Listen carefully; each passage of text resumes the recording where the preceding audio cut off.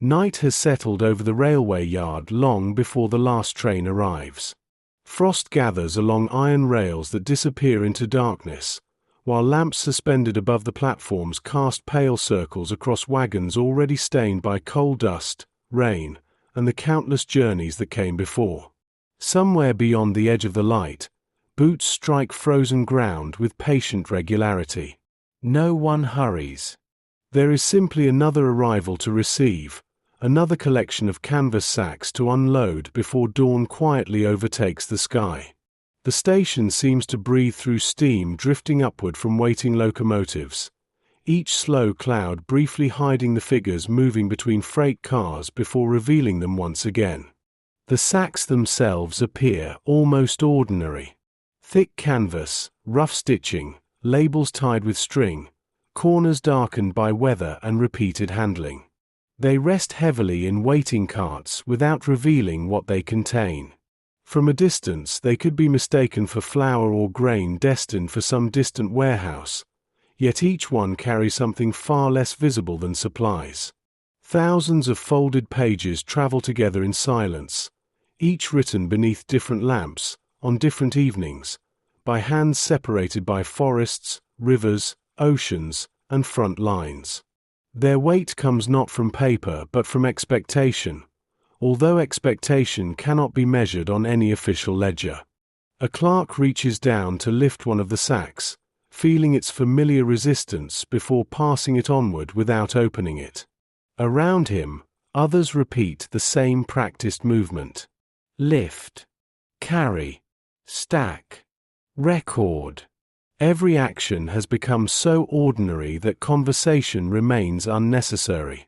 Pens scratch across manifests while railway whistles echo faintly beyond the station roof, and the work continues with a rhythm learned through repetition rather than instruction. You watch the quiet choreography unfold without spectacle, noticing how every person seems to understand exactly where to stand before anyone else has finished moving. The war, though present everywhere beyond these tracks, feels strangely absent inside this narrow circle of light. Rifles are nowhere to be seen. Maps remain folded inside distant headquarters. No artillery shakes the platform beneath their boots. Instead there are scales, stamps, ledgers, ropes, seals, and wooden sorting tables worn smooth by years of careful hands. It would be easy to overlook such a place while searching for the history of conflict, yet entire armies depend upon rooms that rarely appear in photographs. Long before food reaches a soldier's bowl or ammunition reaches his rifle, words begin their own journey through stations like this one, carried by people whose victories leave no monuments. The locomotive exhales another deep breath into the cold night, and fresh wagons wait beyond the darkness, each holding more than cargo alone. The workers cannot know whose names they carry tonight, nor which envelopes will become treasured keepsakes folded inside family drawers for generations to come. They simply continue their labor beneath the lamps, trusting that somewhere beyond the horizon another pair of hands will continue the journey after theirs has ended. Here, in the quiet interval between departure and arrival, the war reveals another of its hidden front lines, one measured not by advancing armies, but by the fragile distance between a written word and the person waiting to receive it. So before the next mail train disappears into the morning mist, and before another sealed canvas sack begins its long passage toward someone waiting beyond the front, take a quiet moment to subscribe, if you feel this journey is worth continuing together.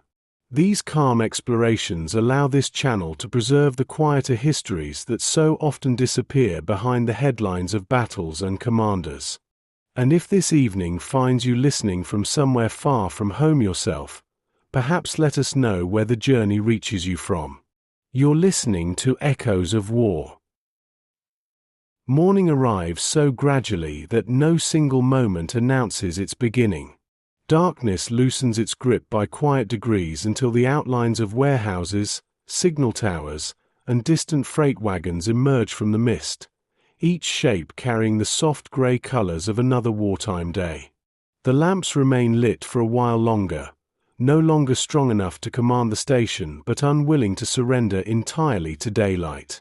Around them, workers continue much as they had during the night, their routines barely altered by the changing sky.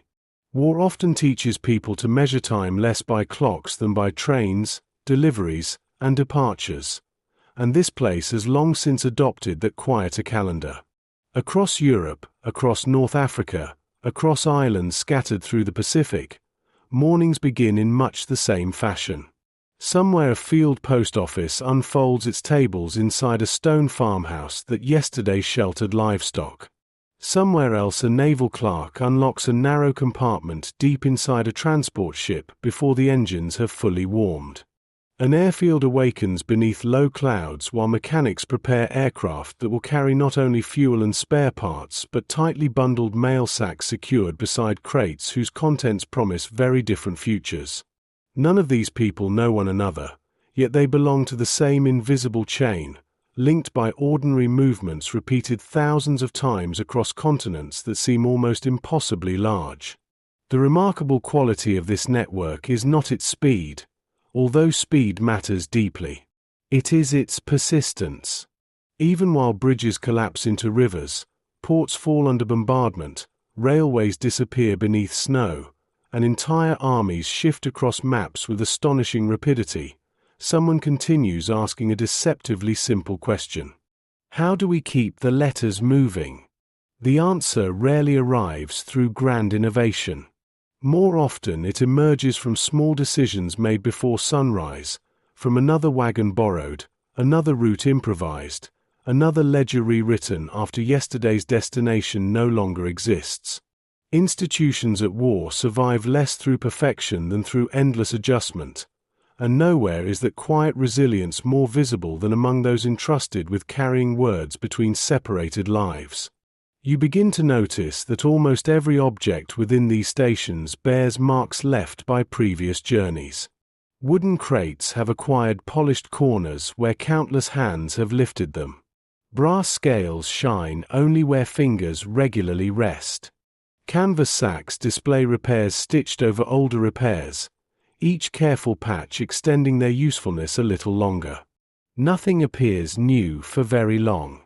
Everything remains in service because replacing it has become more difficult than preserving what already exists. The people are not so different.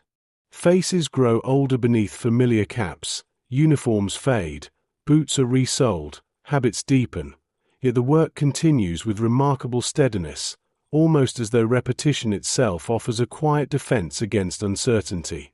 Beyond the rail yards and depots, those who write the letters know almost nothing about this hidden world.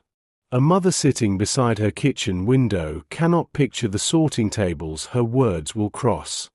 A child pressing colored pencil onto thin paper cannot imagine the convoy that may carry a birthday drawing across dangerous seas. A soldier writing beneath a canvas shelter by lantern light is unlikely to consider how many strangers will briefly hold the envelope before it reaches home.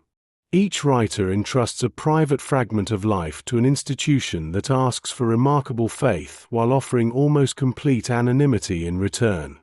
That anonymity became one of the great unnoticed achievements of the war. Millions of personal stories moved through hands that never paused to claim them. Postal clerks resisted curiosity.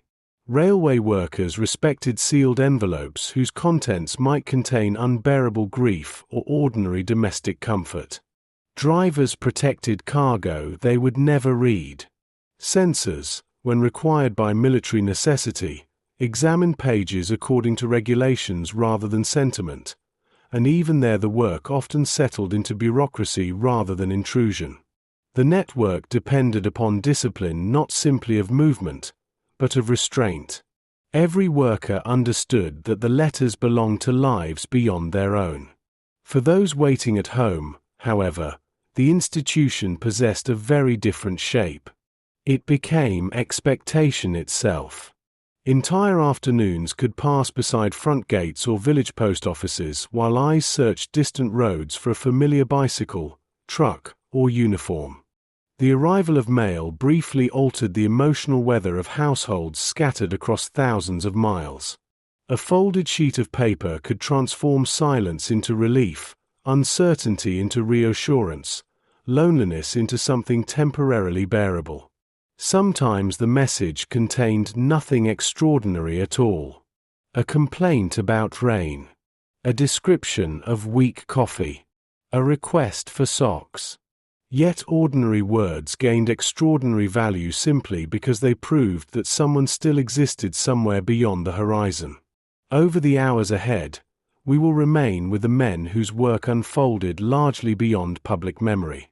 We will return again and again to railway depots, sorting rooms, convoy routes, docks, field post offices, and temporary stations assembled wherever armies paused long enough to receive news from home. We will watch routines deepen, distances widen, burdens quietly accumulate, and familiar environments gradually change beneath the weight of a war that seemed determined to separate people faster than any institution could reunite them. The letters themselves will remain mostly unread. Their journeys are enough. Under the station lamps. The station has already been awake for hours by the time the surrounding town begins to stir. Bakers kindle their ovens a few streets away, shopkeepers raise shutters one by one, and factory whistles announce another working day. Yet beneath the long roof of the railway depot there is little sense that morning has truly begun. The rhythm here follows its own timetable, one written by departures and arrivals rather than sunrise. Wagons stand waiting beside the platforms with doors thrown open, revealing neat rows of canvas mail sacks secured against movement during the night. Some have traveled only a few dozen kilometers.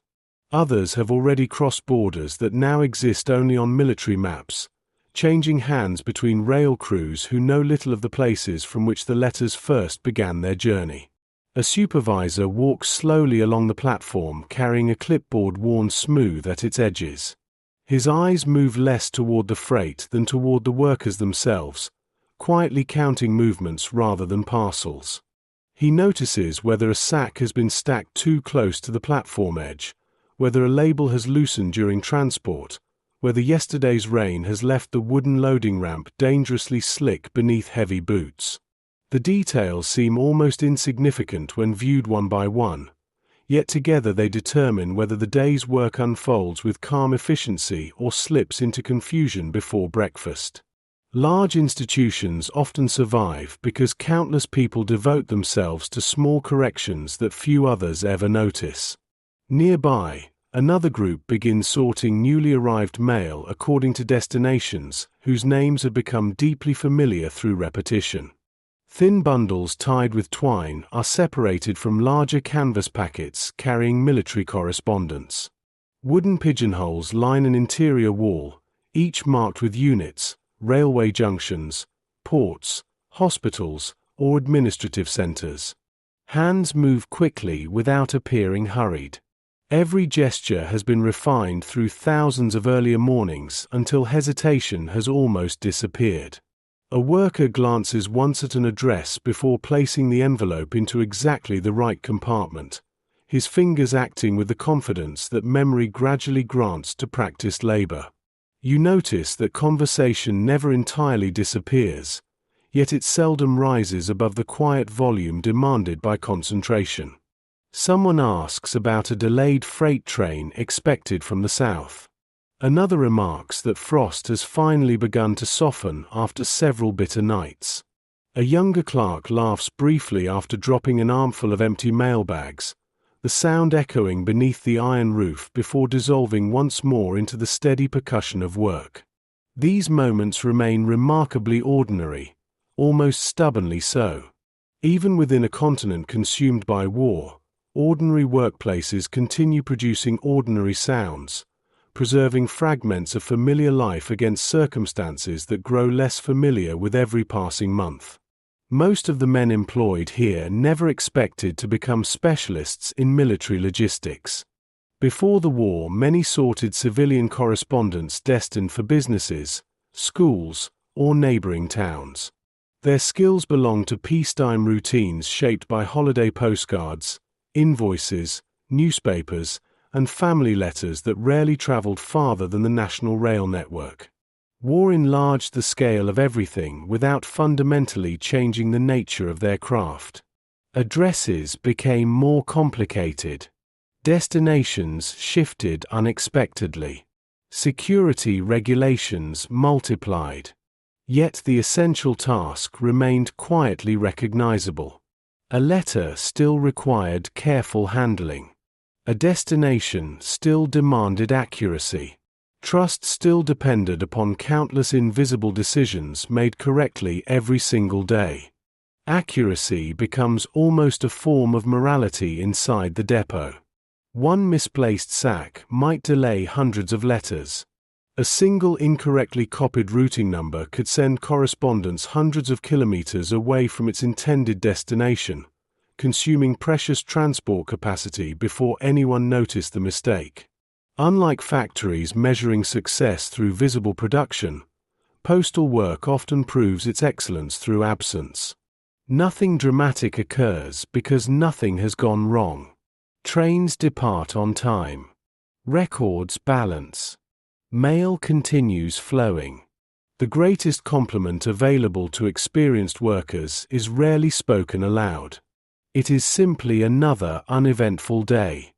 Outside, fresh wagons are being attached to a locomotive preparing for a journey toward the front. Freight destined for soldiers occupies only part of the train. Medical supplies fill several cars farther down the line. Spare vehicle parts wait beneath waterproof coverings. Food, uniforms, engineering equipment, and fuel will all move together through the same transportation network, each cargo serving a different necessity of modern warfare. The mail travels among them without demanding attention, yet its presence reflects something that armies gradually came to understand. Men could survive for surprising lengths of time with limited comforts. They endured shortages, exhaustion, cold, and uncertainty. Separation from home proved more difficult to calculate. No official instrument measured it, yet every commander recognized its influence. The envelopes themselves reveal almost nothing. Some are written on expensive stationery folded with deliberate care. Others bear hurried pencil marks across scraps of whatever paper happened to be available. Ink varies from rich black to fading blue.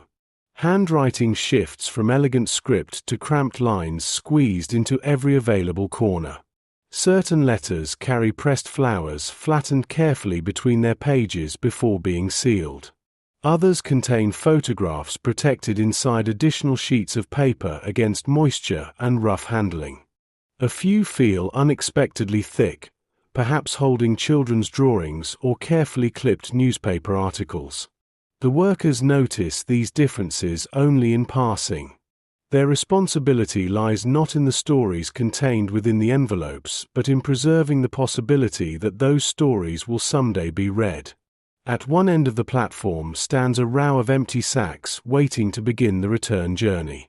They seem strangely hopeful in their emptiness. Soon they will receive letters written overnight in barracks, dugouts, hospitals, ships, and temporary camps scattered across an immense landscape shaped by conflict.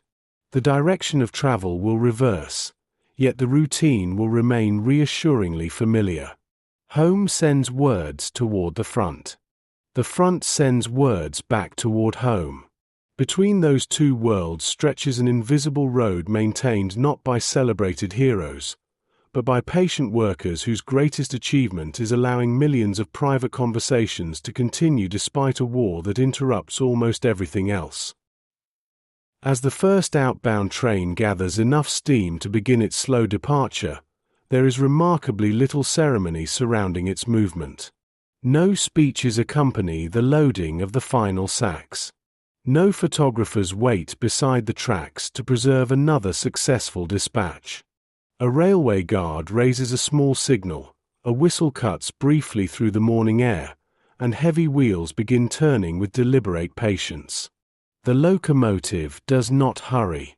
Its strength lies not in sudden speed but in steady motion, pulling dozens of tons through landscapes that have become increasingly uncertain. Those remaining on the platform watch only long enough to confirm that every wagon clears the points safely before turning their attention back toward the next arrival already expected from another direction. Within minutes, the depot settles into a familiar rhythm once more, revealing that the departure of any single train represents only one pulse within a much larger circulation.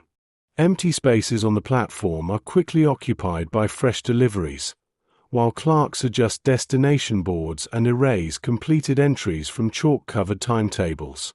The work rarely pauses long enough for anyone to admire what has already been accomplished. Every completed task immediately gives way to another awaiting careful hands. You begin to understand that continuity itself has become the institution's greatest discipline. Momentum is preserved not through urgency but through countless modest actions performed without interruption. Inside the sorting room, the atmosphere changes subtly as daylight strengthens beyond the windows. Dust suspended in the air becomes visible where narrow shafts of sunlight fall across the wooden floor, illuminating tiny fibers drifting from canvas sacks opened and closed thousands of times throughout their service. Long tables bear shallow grooves worn by decades of envelopes sliding across polished surfaces. Some corners have darkened beneath the constant pressure of elbows leaning forward, while addresses are checked against routing books whose pages have grown soft through repeated handling. Every object records the quiet history of repetition, revealing that ordinary labor leaves its own form of archaeology. A senior postal clerk pauses beside a newly assigned worker whose movements still carry the hesitation of unfamiliar responsibility. Rather than correcting him sharply, the older man demonstrates the route a particular bundle must follow, tracing invisible lines across the map with a single finger resting lightly upon the table. His explanation remains practical and unhurried. This station sends to that junction. That junction divides north from east. The eastern trains transfer to another depot before military distribution begins. The younger clerk nods, repeating the sequence quietly to himself until it settles into memory. Training here depends less upon formal instruction than upon patient observation.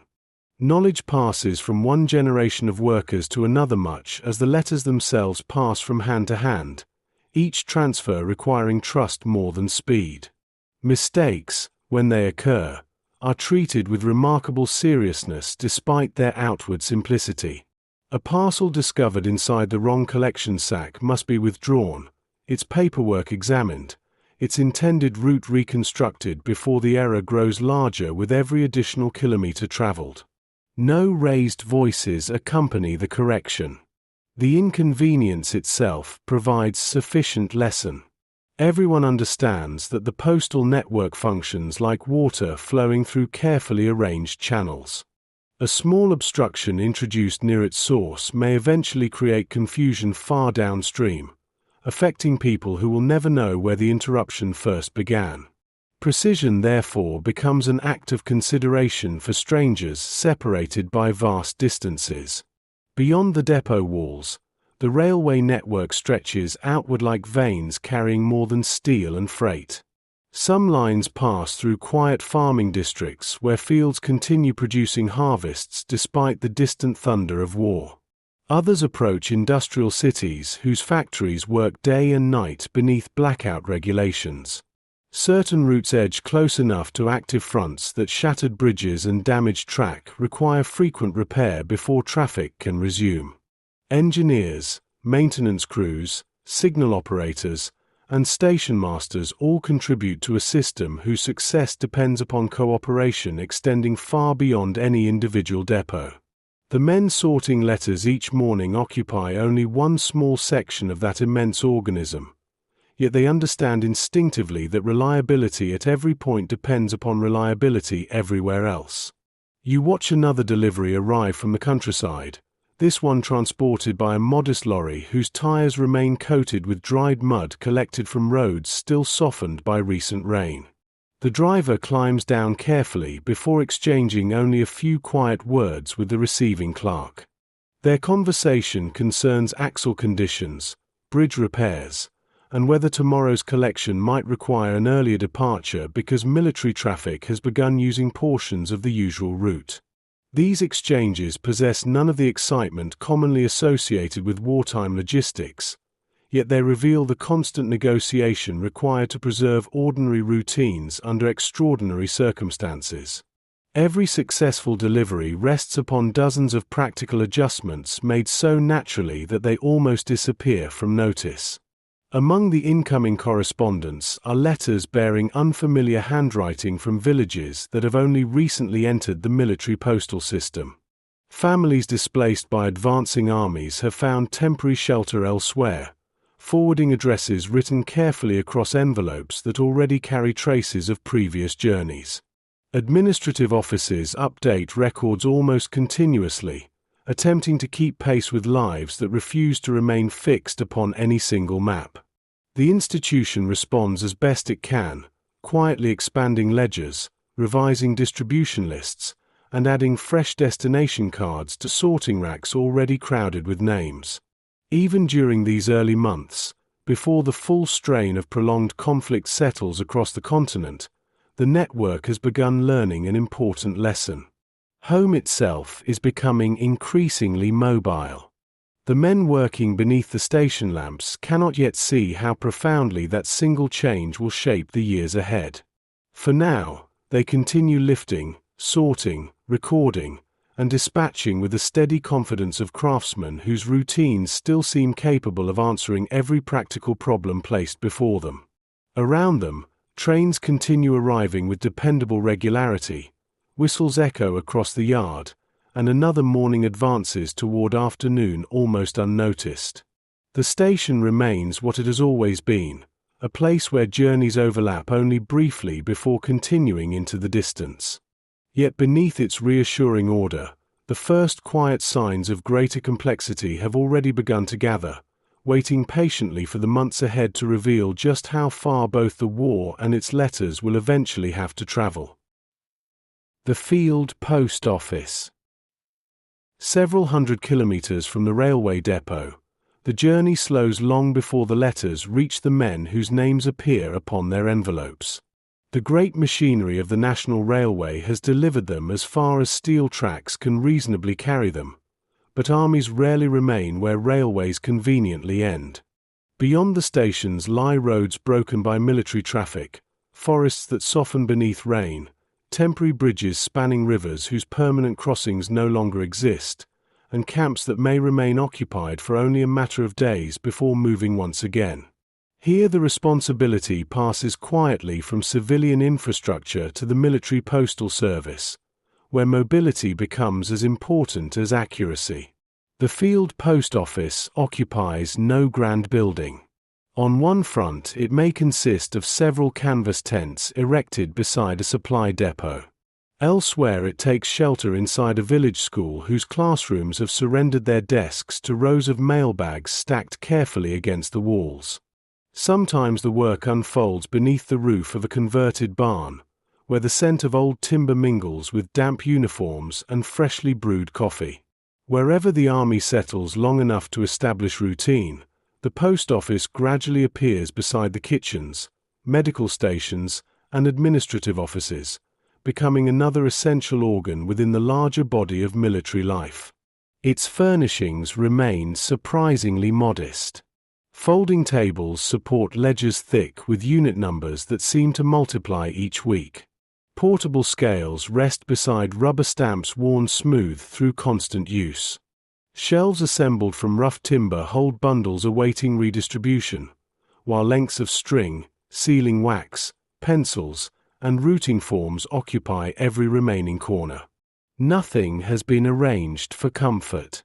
Everything has been arranged for continuity.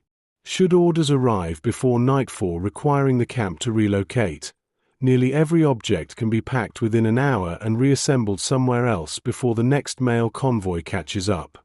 The soldiers assigned to postal duties often arrive from backgrounds that quietly prepared them for the work long before they enlisted. Some sorted mail in civilian life. Others worked as clerks, accountants, railway employees, teachers, or civil servants whose familiarity with records proved more valuable than exceptional physical strength.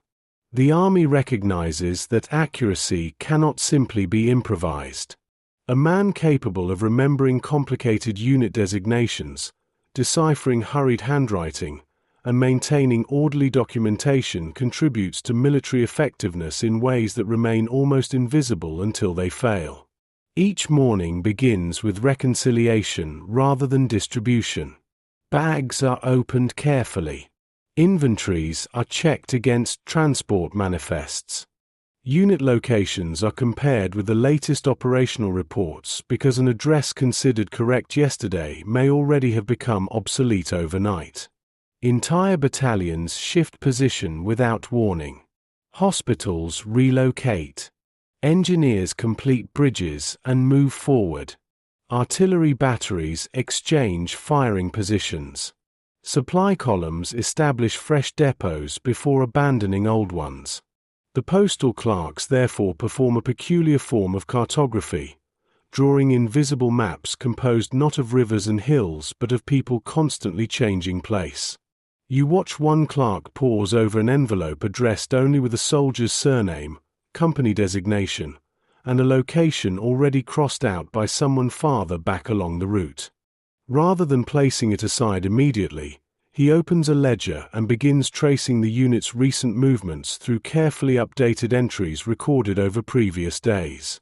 Another clerk joins him briefly, offering a quiet suggestion based upon yesterday's dispatch reports. Between them, they reconstruct the likely destination with the calm patience of men accustomed to solving such puzzles dozens of times before noon. Their success depends less upon certainty than upon accumulated familiarity with the Army's living geography. Outside the post office, the camp continues its ordinary business almost unaware of the careful calculations unfolding inside. Mechanics repair engines beneath raised vehicle hoods. Cooks prepare midday meals from supplies unloaded before dawn. Medical orderlies carry folded stretchers toward the aid station while engineers inspect equipment waiting beside the road. Soldiers pass the postal tent without lingering, understanding that distribution will occur only after every incoming sack has been accounted for. Anticipation exists, but it has learned to remain disciplined. Hope, like every other military activity, eventually acquires its own timetable. When distribution finally begins, remarkable order replaces what might otherwise become eager disorder. Unit representatives arrive carrying lists rather than expectations, receiving bundled correspondence for entire companies before transporting it onward themselves. The field post office rarely delivers individual letters directly into waiting hands. Instead, it serves as another carefully measured link within a chain designed to keep thousands of people moving efficiently despite conditions that resist efficiency at every turn. A letter may still travel several more hours before reaching the man for whom it was written, passing through platoon headquarters or company offices before its journey quietly concludes. Watching the bundles leave the tent one after another, you begin to appreciate how little of this institution depends upon dramatic decisions. The work advances through modest acts of verification, patient correction, and disciplined routine. Every address checked twice, every manifest balanced, every unit location updated before the next convoy departs. The rhythm resembles the railway depot you left behind, yet something has already changed. Here the war presses closer against the walls. Maps are revised daily. Engines remain running outside in case movement orders arrive unexpectedly. The postal service continues to function, but it now breathes in step with an army that seldom stands still for very long. By early afternoon, the first rush has passed, leaving the field post office suspended in one of its characteristic quiet intervals. The tables remain crowded with paperwork, yet the movement has slowed enough for individual sounds to emerge from the background. A pencil scratches steadily across a register. Somewhere outside, a mechanic strikes metal with a measured rhythm while adjusting the suspension of a supply truck. Wind presses gently against the canvas walls before slipping through a small opening left unfastened near the entrance. The silence is never complete. It is composed instead of many small labors continuing side by side, each one supporting the larger machinery of the army without demanding attention for itself. On one table rests a modest collection of letters that have not yet found a destination. None are considered lost, at least not yet. They simply require further patience. A unit has moved unexpectedly. A hospital train departed earlier than anticipated. A forwarding address arrived incomplete, its final line blurred by rain before the ink had fully dried. The clerks gather these uncertain pieces together rather than allowing them to disappear into confusion. Every few hours one of them returns to the stack, comparing new operational bulletins with existing records in the quiet hope that another destination has finally become clear. The war has introduced an unusual relationship with uncertainty. In civilian life, an incorrectly addressed letter often represents little more than inconvenience. Here it may reflect a world that has shifted while the envelope was still in transit. Villages change hands. Temporary headquarters relocate before dawn. Bridges destroyed in the morning are replaced by evening, only for the road beyond them to become unusable after heavy rain. Military geography refuses to remain still, forcing the postal service to become almost as mobile in its thinking as the formations it serves. Accuracy no longer means recording where someone was. It means continually discovering where they have become. You watch a postal sergeant unfold the latest movement report delivered by motorcycle courier only moments before. The document contains no dramatic language. Unit numbers, dates, road references, revised positions. Yet each carefully typed line quietly reshapes the invisible map upon which thousands of letters depend. Several destination cards are removed from the sorting rack and replaced with updated locations. Bundles already prepared for dispatch are reopened so that a handful of envelopes can be redirected before the convoy departs. The work requires no excitement. Its importance lies precisely in preventing unnecessary journeys before they begin. As afternoon light shifts across the tent, soldiers begin arriving to post their own correspondence home. Some carry neatly folded letters written during the previous evening beneath lantern light. Others pause beside a small writing table placed near the entrance, borrowing pencils to finish sentences begun in notebooks carried inside their packs. There is no prescribed style. One man writes slowly with careful penmanship, leaving generous margins on each page. Another fills every available space, turning the paper sideways to squeeze additional thoughts into the corners.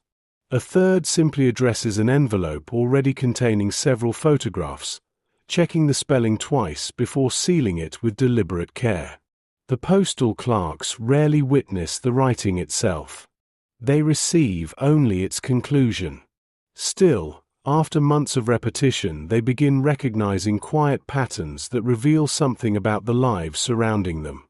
Letters often become more numerous after periods of heavy fighting, when survival itself seems to encourage renewed contact with home. Holidays bring waves of parcels wrapped in whatever materials families could spare. Winter introduces thicker envelopes containing knitted scarves, gloves, or carefully folded socks that somehow find room beside handwritten pages. During quieter periods, the flow settles into a reassuring regularity, almost resembling the rhythms of peacetime despite the uniforms worn by everyone standing in line. No one opens these envelopes here. Their privacy remains protected not merely by regulation but by custom. The clerks weigh them, inspect addresses, verify postage where required, and place them into outgoing sacks according to destination. Beyond that, The stories belong entirely to the writers and their families. Even after years of handling countless thousands of letters, most postal workers know remarkably little about the intimate contents they carry each day. They become experts in destinations rather than narratives, in routes rather than relationships. Their professionalism depends upon maintaining that quiet boundary. Toward the rear of the tent stands a row of mailbags awaiting the evening convoy. They appear less impressive than the supply trucks parked nearby or the armored vehicles moving slowly along the camp roads, yet they embody a different kind of necessity. Ammunition sustains an army's ability to fight. Food preserves its strength. Fuel keeps its vehicles moving. Letters nourish something more difficult to classify. They maintain conversations interrupted by distance, reassure parents who count the days between messages, preserve marriages stretched across continents, and allow children to continue growing inside the imagination of fathers who may not see them for years. None of these effects can be entered into inventory records, yet every experienced commander eventually recognizes their value. As the sun begins its slow descent behind distant trees, the outgoing sacks are sealed one by one. Wax cools upon tied cords. Numbers are entered carefully into ledgers. Receipts are exchanged without unnecessary words. Outside, engines start in preparation for another journey back toward the railheads and distribution centers that wait beyond the front. The same roads traveled by ammunition and rations will now carry handwritten fragments of ordinary life in the opposite direction. For the moment, the system still functions with reassuring confidence. Its routes remain demanding but dependable, its rhythm steady enough that most people continue believing tomorrow's letter will probably arrive. It is a fragile confidence, built through repetition rather than certainty, and it will soon be tested by distances growing larger than anyone here can yet fully imagine. Along the roads between. The railway can carry a letter only as far as its tracks extend, and the field post office can organize only what eventually arrives at its tables. Between those two worlds lies a quieter landscape where the journey becomes slower, less predictable, and far more dependent upon the judgment of individual drivers. Here the war is measured not in station clocks or sorting ledgers but in road surfaces, weather forecasts, bridge inspections, and engines that must continue running despite conditions that rarely favor machinery. The letters spend more time moving than resting, passing through valleys, forests, villages, and temporary depots whose names seldom appear beyond military paperwork. The convoy leaves before sunrise, when the air still carries the night's lingering chill and mist settles low across the fields.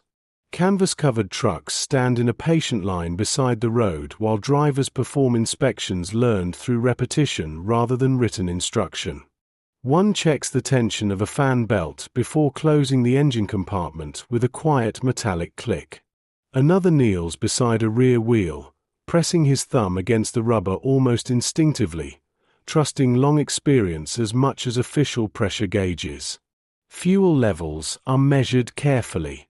Spare tools are counted. Tarpaulins are tightened once more, not because they appear loose but because unexpected rain has taught everyone to distrust first impressions. Among the crates of supplies and stacked wooden boxes rest the familiar canvas mailbags, secured with the same attention given to every other cargo.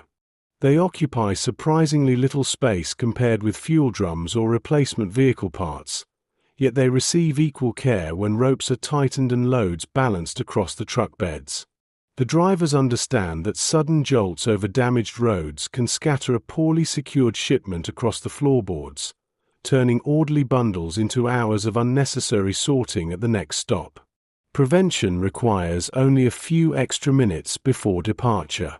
Correction may consume the better part of a day.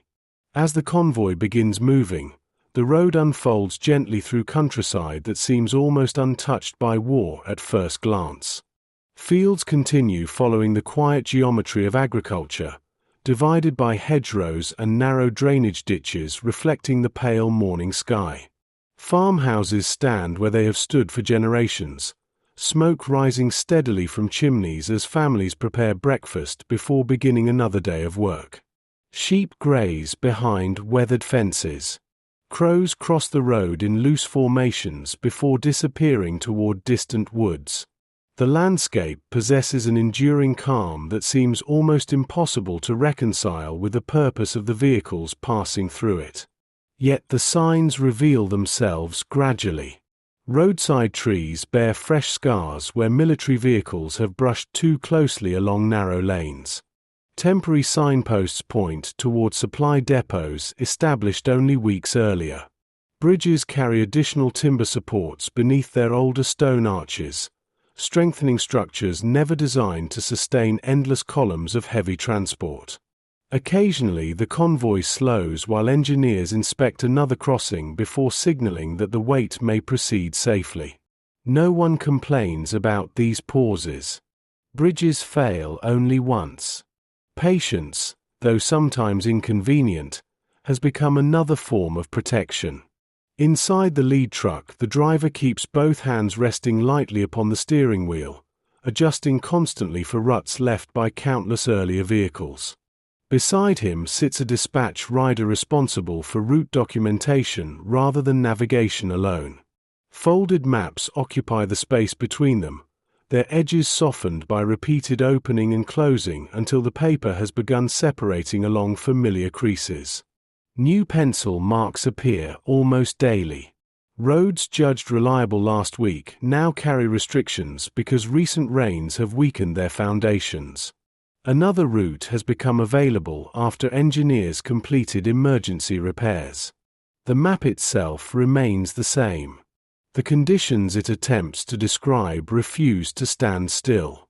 You notice how frequently the convoy alters its speed without ever appearing hurried. Drivers understand that preserving steady movement matters more than chasing ambitious schedules. Fast travel over damaged roads increases breakdowns, consumes fuel unnecessarily, and places additional strain upon tires already difficult to replace. Mechanical sympathy becomes almost a survival skill. Engines are listened to as carefully as instruments are read. A slight vibration through the steering column, an unfamiliar change in exhaust note, or the faint smell of overheating brakes may prompt an unscheduled halt long before visible failure occurs. Experience teaches that small problems rarely remain small if ignored for too long. At a crossroads, the convoy pulls aside to allow a column of ambulances priority passage toward the rear. The trucks wait quietly while dust settles around parked wheels and medical vehicles disappear beyond the next rise. No orders need to be shouted. Every driver understands the arrangement instinctively. Time flows differently along military roads, where urgency belongs not equally to every traveler but according to circumstances invisible from a distance. Once the ambulances have passed, the mail continues its own journey without resentment, accepting another modest delay as part of the day's ordinary rhythm. By late morning, the weather begins changing almost imperceptibly. The clear horizon softens beneath low cloud arriving from the west, muting the sunlight that had accompanied the convoy since dawn. Drivers glance upward without comment. Rain has not yet begun, but its approach can already be felt in the cooling air and the subtle darkening of distant fields. The letters remain protected beneath tightly secured canvas, yet everyone understands that weather possesses remarkable authority over transportation. A dry road and a wet one may appear nearly identical on a map, while in reality they belong to entirely different worlds. Before the day is finished, the journey itself will begin teaching that lesson once again. The rain arrives without drama. There is no sudden storm front sweeping across the countryside, no violent burst of wind announcing its presence. Instead, the first drops appear almost cautiously, darkening the dust in scattered circles before gradually joining together until the road takes on a muted sheen beneath the convoy's wheels. Drivers reach almost simultaneously for small levers that set windshield wipers into motion. Their slow mechanical rhythm becomes another quiet sound accompanying the journey, brushing away moisture only for another thin layer to settle moments later. The transformation of the landscape is subtle but immediate.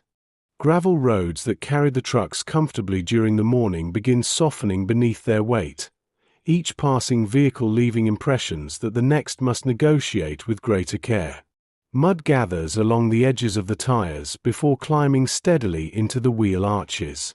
Water settles into shallow depressions whose true depth remains impossible to judge from the driver's seat. Speed decreases almost naturally, not because anyone has issued fresh instructions, but because experience has taught every man behind the wheel that rain changes more than visibility. It changes the character of the road itself. The convoy stretches farther apart as conditions worsen. On dry ground, drivers prefer maintaining close enough spacing that each truck remains clearly visible ahead. In wet weather, that comfortable rhythm quietly expands.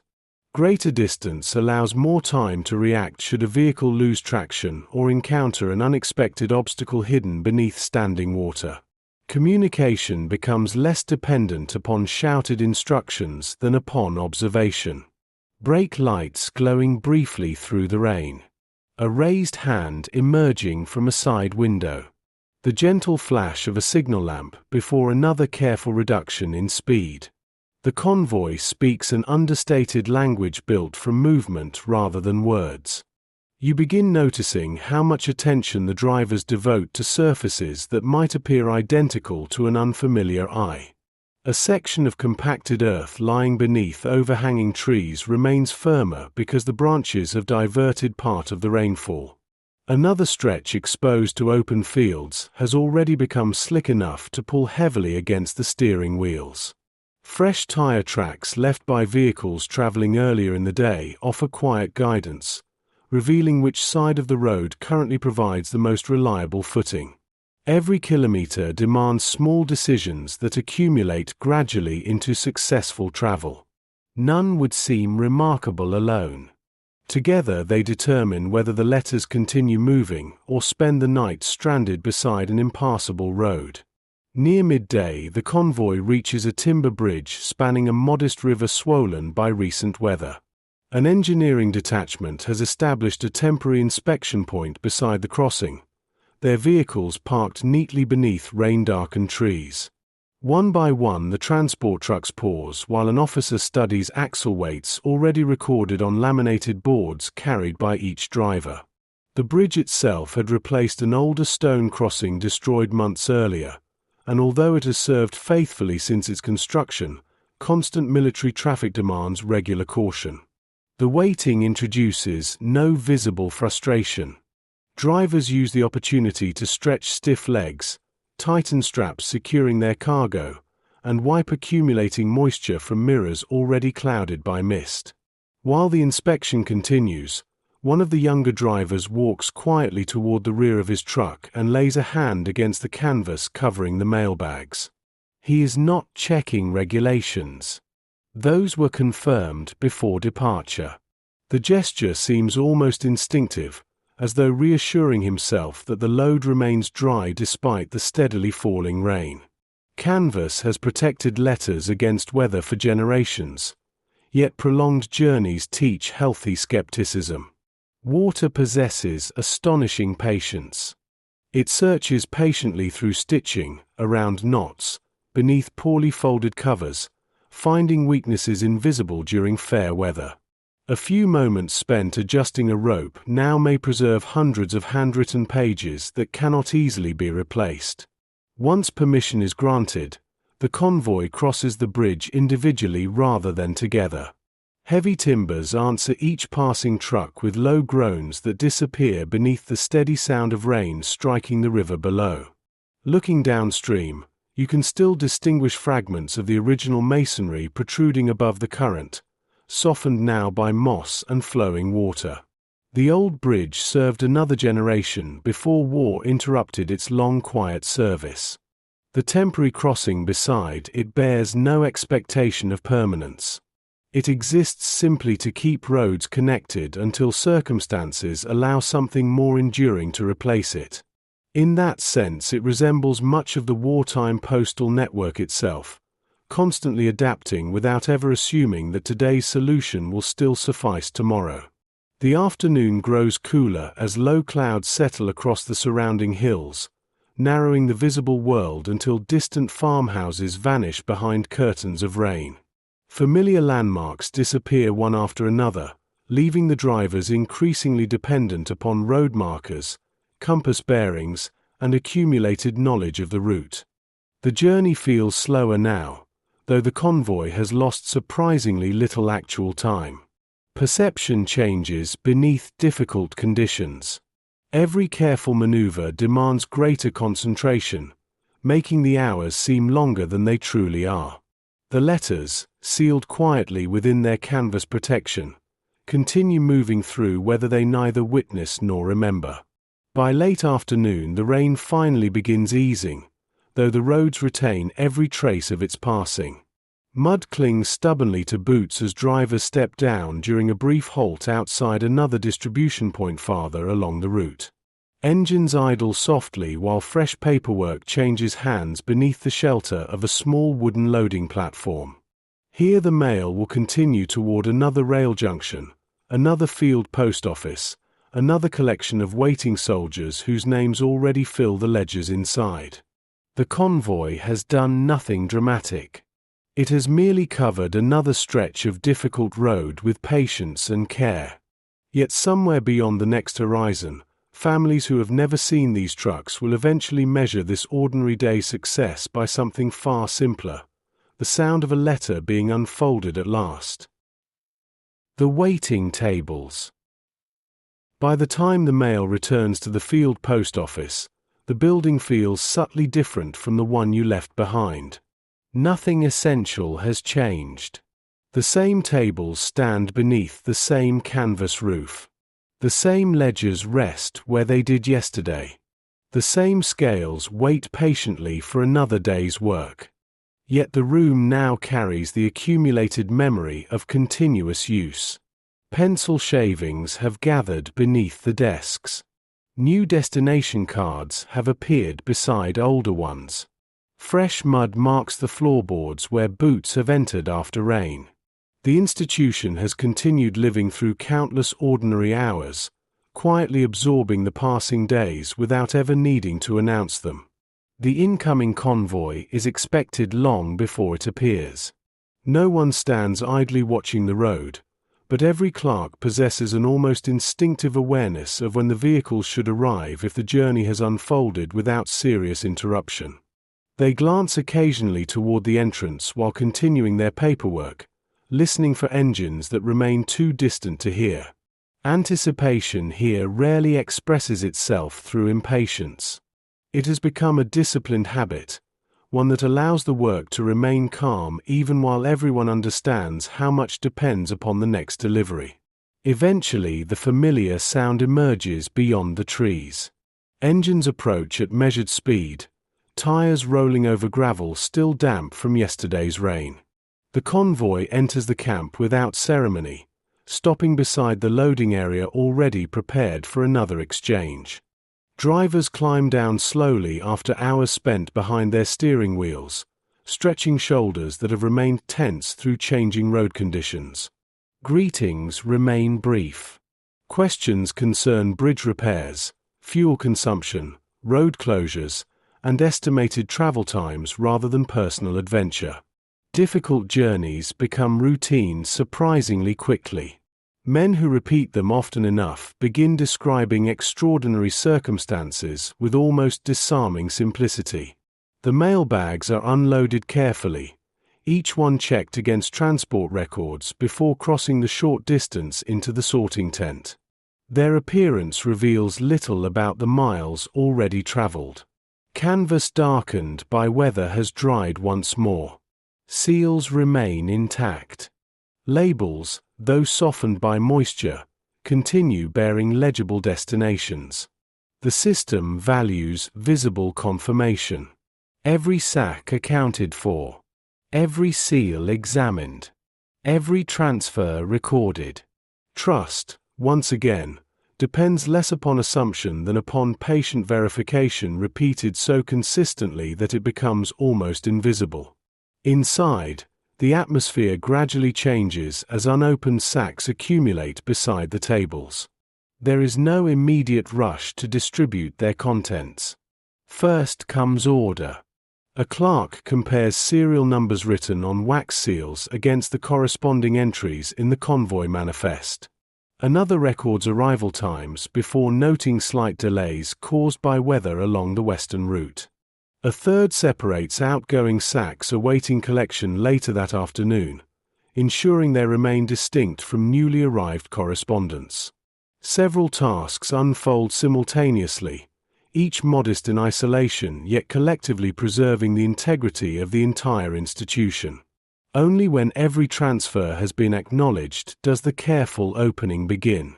Knives cut cleanly through cord bindings without damaging the canvas itself. Wax seals are removed and placed beside their accompanying paperwork for later accounting. The mouth of each sack is folded back slowly before bundles of letters emerge into the light. Some remain tightly wrapped with twine according to military unit. Others consist of individual envelopes gathered together for smaller detachments scattered across the surrounding countryside. The room fills gradually with paper rather than noise. You watch the clerks settle almost instinctively into their familiar positions around the long tables.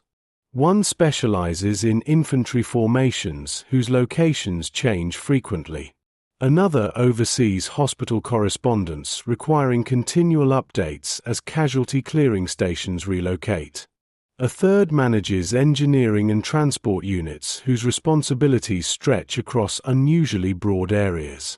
None of these assignments appear official enough to warrant mention within regulations, yet experience has quietly distributed expertise throughout the office. Workers naturally gravitate toward the records they know best, allowing countless small decisions to be made with increasing confidence as months pass. The first letters begin moving across the polished wood in measured streams. Hands separate, verify, stack, and redirect with scarcely a wasted motion. Every few minutes someone pauses to consult the latest operational bulletin pinned beside the entrance, confirming whether a particular artillery regiment has advanced beyond its previous supply point or whether a medical company now reports through a different headquarters. The bulletins themselves rarely contain emotional language. They speak only of locations, designations, and administrative adjustments. Yet each alteration quietly reshapes the invisible geography through which every envelope must travel before reaching its destination. Around the sorting tables, another form of waiting has also begun. Soldiers passing outside notice the renewed activity through the open entrance and slow almost imperceptibly as they continue along the camp roads. No one gathers in crowds. Regulations discourage unnecessary congestion near the postal office. Even so, eyes drift naturally toward the workers lifting fresh bundles from newly opened sacks. Some men continue walking after only a brief glance. Others invent small errands nearby, adjusting equipment or checking vehicles while remaining within sight of the building. They understand the routine well enough to know distribution remains some time away. Still, hope often prefers waiting nearby rather than elsewhere. Within the tent, however, the clerks resist that quiet expectation with practiced discipline. Their responsibility lies not in delivering the first letter quickly, but in ensuring every letter reaches the correct hands. Accuracy continues taking precedence over speed, even as anticipation quietly gathers just beyond the canvas walls. The waiting belongs to everyone now. The soldiers waiting for news. The families waiting for replies.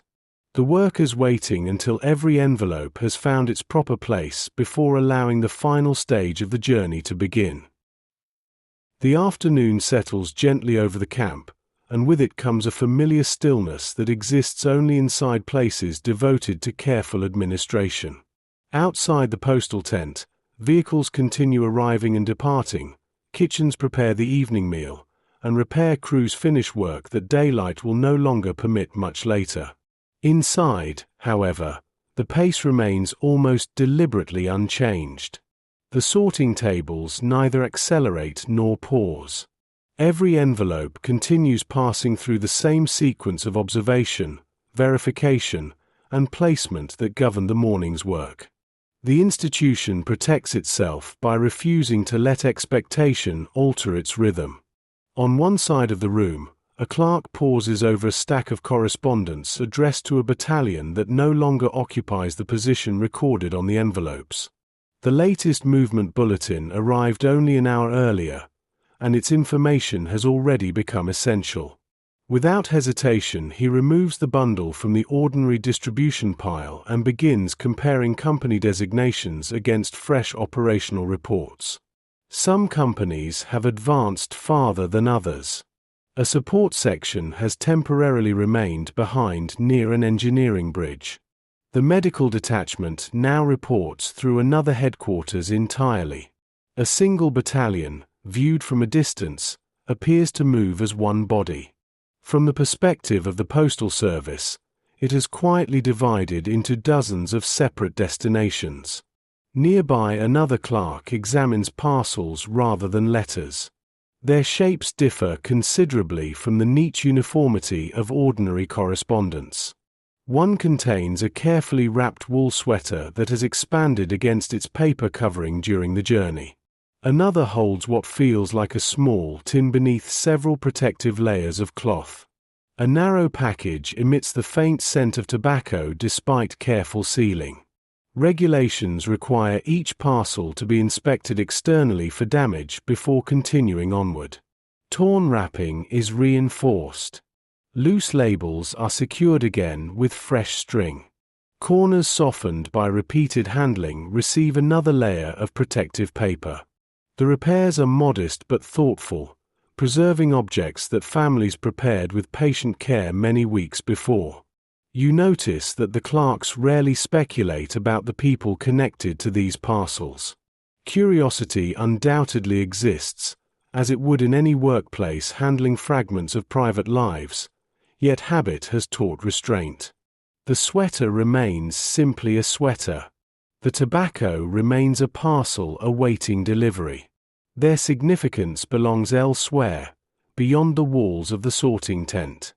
Professional distance has become another quiet discipline, allowing the workers to preserve thousands of intimate connections without becoming emotionally entangled in each one. It is a form of respect expressed through deliberate restraint. As the piles gradually become organized according to unit and destination, runners begin arriving from company headquarters carrying signed authorization forms. Most are young soldiers temporarily assigned to administrative duties for the afternoon, chosen because they know the camp well enough to locate every section quickly once distribution begins. They wait patiently near the entrance until called forward, exchanging subdued conversation while watching the orderly activity around the tables. None attempts to hurry the clerks. They have learned through experience that impatience accomplishes very little here. The mail moves only when the entire system is ready. One by one, the completed bundles leave the tables. A clerk reads the designation aloud, another checks it against the ledger, and the waiting runner steps forward to receive the correspondence intended for his company. A signature follows. The ledger closes briefly before opening once again for the next transfer. The sequence repeats dozens of times during the afternoon with remarkable consistency. Nothing about it appears dramatic. Yet this quiet ritual represents the final administrative threshold before private words return to private hands. Beyond this point, the institution gradually disappears, leaving only individuals and the letters that have traveled so far to reach them. Outside, the runners separate in different directions across the camp, each carrying a canvas satchel noticeably lighter than those that first arrived from the convoy, yet immeasurably heavier in expectation. They pass workshops where mechanics continue repairing engines beneath open vehicle hoods. They cross parade grounds where small groups of soldiers complete routine maintenance before evening. They follow muddy footpaths leading toward artillery positions hidden beyond nearby trees. Along every route, familiar faces glance briefly toward the satchels before returning, almost self-consciously, to whatever task occupies their hands. Hope rarely announces itself openly among experienced soldiers. More often it appears through quiet observation, through a pause lasting only a second longer than necessary. Within the companies themselves, distribution seldom resembles the dramatic scenes later imagined by popular memory. There are no crowds pressing eagerly around overflowing mailbags. Instead, names are read steadily from prepared lists while men step forward individually to receive whatever has arrived that day. Some accept several letters tied neatly together with string. Others receive only a single envelope. Many hear no name at all and return quietly to their previous work without visible complaint. The routine has repeated often enough that disappointment has learned to remain dignified. Everyone understands that today's absence does not necessarily predict tomorrow's. Those fortunate enough to receive correspondence rarely open it immediately where they stand. A few slip envelopes carefully inside jacket pockets before returning to unfinished duties, postponing the private moment until evening.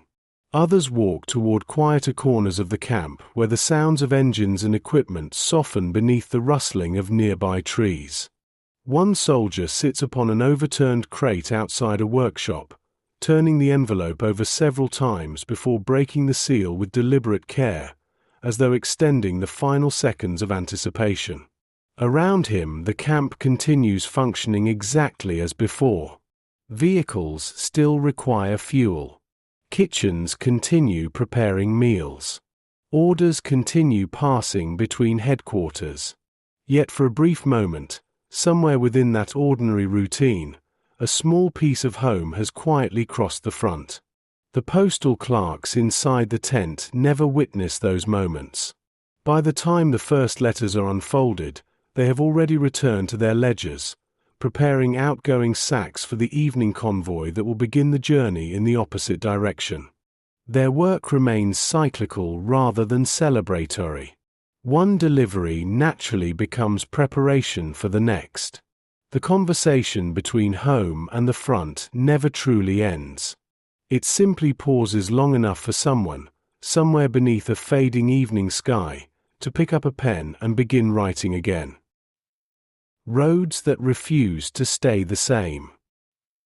The routes that carried letters so faithfully through the opening years of the war gradually begin changing in ways that no timetable can fully anticipate. At first, the differences seem almost insignificant. A familiar bridge now requires vehicles to cross one at a time instead of two.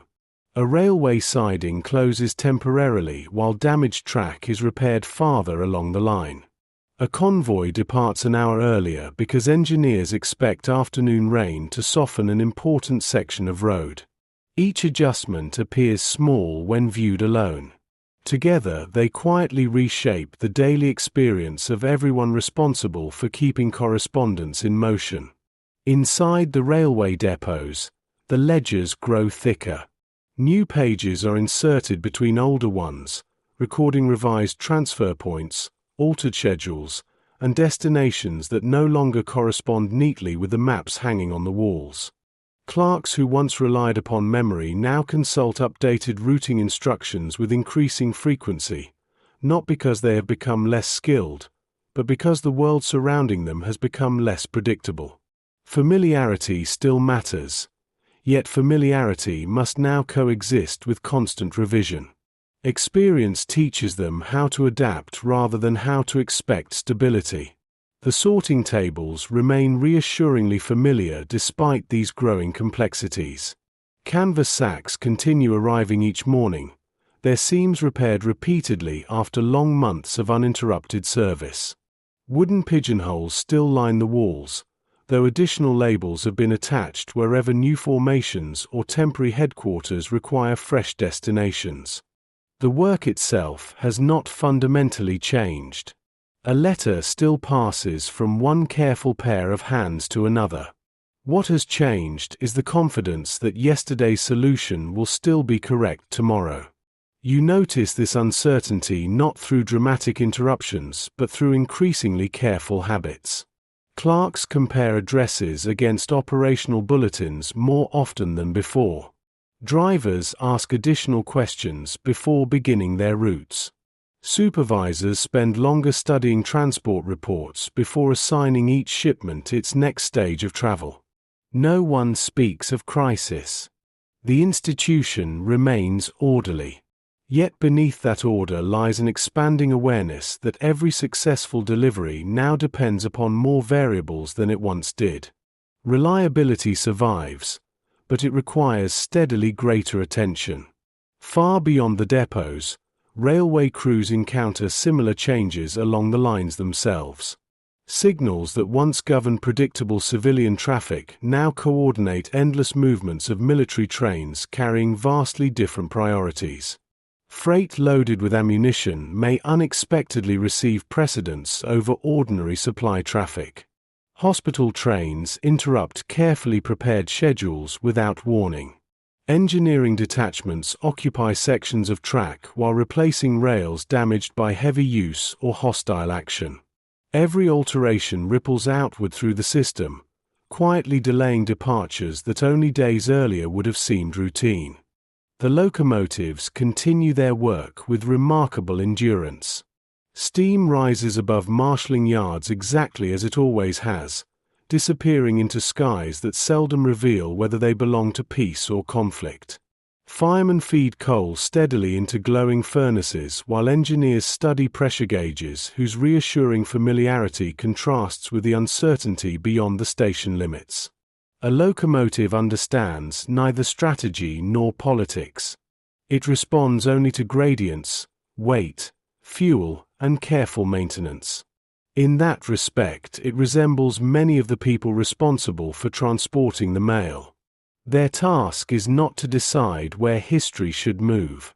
It is simply to help something precious continue moving through history.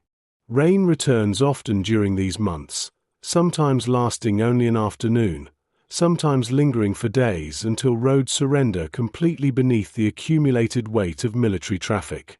Convoy drivers begin carrying additional recovery equipment almost as a matter of routine. Tow chains, timber planks, shovels, and spare ropes occupy space once considered unnecessary. These tools are rarely used dramatically. More often they solve modest difficulties before they grow into serious obstacles. A truck sinks slightly at the edge of a road. Another requires assistance climbing a muddy incline. Several drivers work together quietly, exchanging few words because each already understands the familiar sequence of actions required. Mechanical workshops become increasingly important companions to the postal network. Vehicles that once completed journeys with little more than routine servicing now return carrying the gradual fatigue of continuous operation. Springs weaken beneath repeated heavy loads. Brake linings wear away more quickly on damaged roads. Tires become difficult to replace as rubber supplies tighten across entire regions. Mechanics respond not by expecting perfect equipment, but by extending the useful life of everything entrusted to them. Repairs grow more ingenious without becoming careless. Worn components are reinforced. Damaged parts are rebuilt wherever replacement proves impossible. Preservation slowly overtakes replacement as the defining philosophy of wartime maintenance. At the field post offices, the consequences arrive almost invisibly. Convoys appear slightly later than expected. A shipment scheduled for morning distribution now reaches the sorting tables after midday. Outgoing mail occasionally waits until evening because available transport has been redirected elsewhere for a few hours. None of these delays seem catastrophic. Most recipients never learn why their letter arrived one day later than anticipated. Yet the clerks notice. They begin recording explanations beside arrival times, gradually building quiet histories of weather, road conditions, railway congestion, and mechanical failures that together explain how distance itself has become heavier. The institution responds not with panic but with adaptation. Additional transfer points are established where necessary. Temporary storage areas appear inside warehouses never originally intended for postal use. Alternative roads are surveyed before the familiar ones become unusable. Every adjustment preserves the same fundamental promise made at the beginning of the war: keep the letters moving. The promise has not changed. Only the effort required to honor it has steadily increased. By the second year of sustained campaigning, the postal network has quietly abandoned the expectation that any route will remain permanent for very long. The change does not arrive through a formal declaration or a revised manual distributed across the depots. Instead, it settles gradually into everyday thinking until flexibility becomes as natural as accuracy. Workers who once memorized dependable schedules now memorize alternatives. Drivers no longer assume that tomorrow's road will resemble today's. Clerks leave extra space in their ledgers because experience has taught them that another amendment will almost certainly be required before the page is full. Morning briefings begin lasting slightly longer than they once did. A supervisor unfolds several reports across the corner of a sorting table while drivers gather nearby with enamel mugs warming their hands against the cool air. The discussion concerns whether farther north, bridge capacity along a secondary route, reports of congestion near an important junction, and the possibility that one convoy may need to divide before reaching its destination. Nothing in these conversations feels dramatic. They resemble craftsmen discussing changing conditions before beginning another day's work. Yet behind every practical adjustment lies the quiet recognition that certainty has become an increasingly scarce resource. The maps themselves begin telling this story. Their paper surfaces acquire layers of careful pencil markings added over older printed routes until original details become difficult to distinguish. Certain roads are crossed out lightly rather than erased completely, acknowledging that they may someday become usable again. New arrows appear beside rivers where temporary ferries have replaced damaged bridges. Small handwritten notes identify farm tracks capable of supporting lighter vehicles during dry weather but unsuitable after prolonged rain. Every annotation reflects knowledge earned not in offices but through countless careful journeys undertaken by people willing to observe rather than assume. You watch one convoy prepare for departure beneath a sky already crowded with low clouds. Before the engines are started, the senior driver walks slowly from truck to truck, speaking briefly with each man along the line. His questions are consistent. Fuel, brakes, recovery equipment, spare fan belts. He has asked these same questions hundreds of times before, yet repetition has not made them less important. The discipline of routine protects against the temptation to believe that yesterday's successful journey guarantees another. Experience has taught him something quieter. Every departure deserves the same careful attention regardless of how many have preceded it.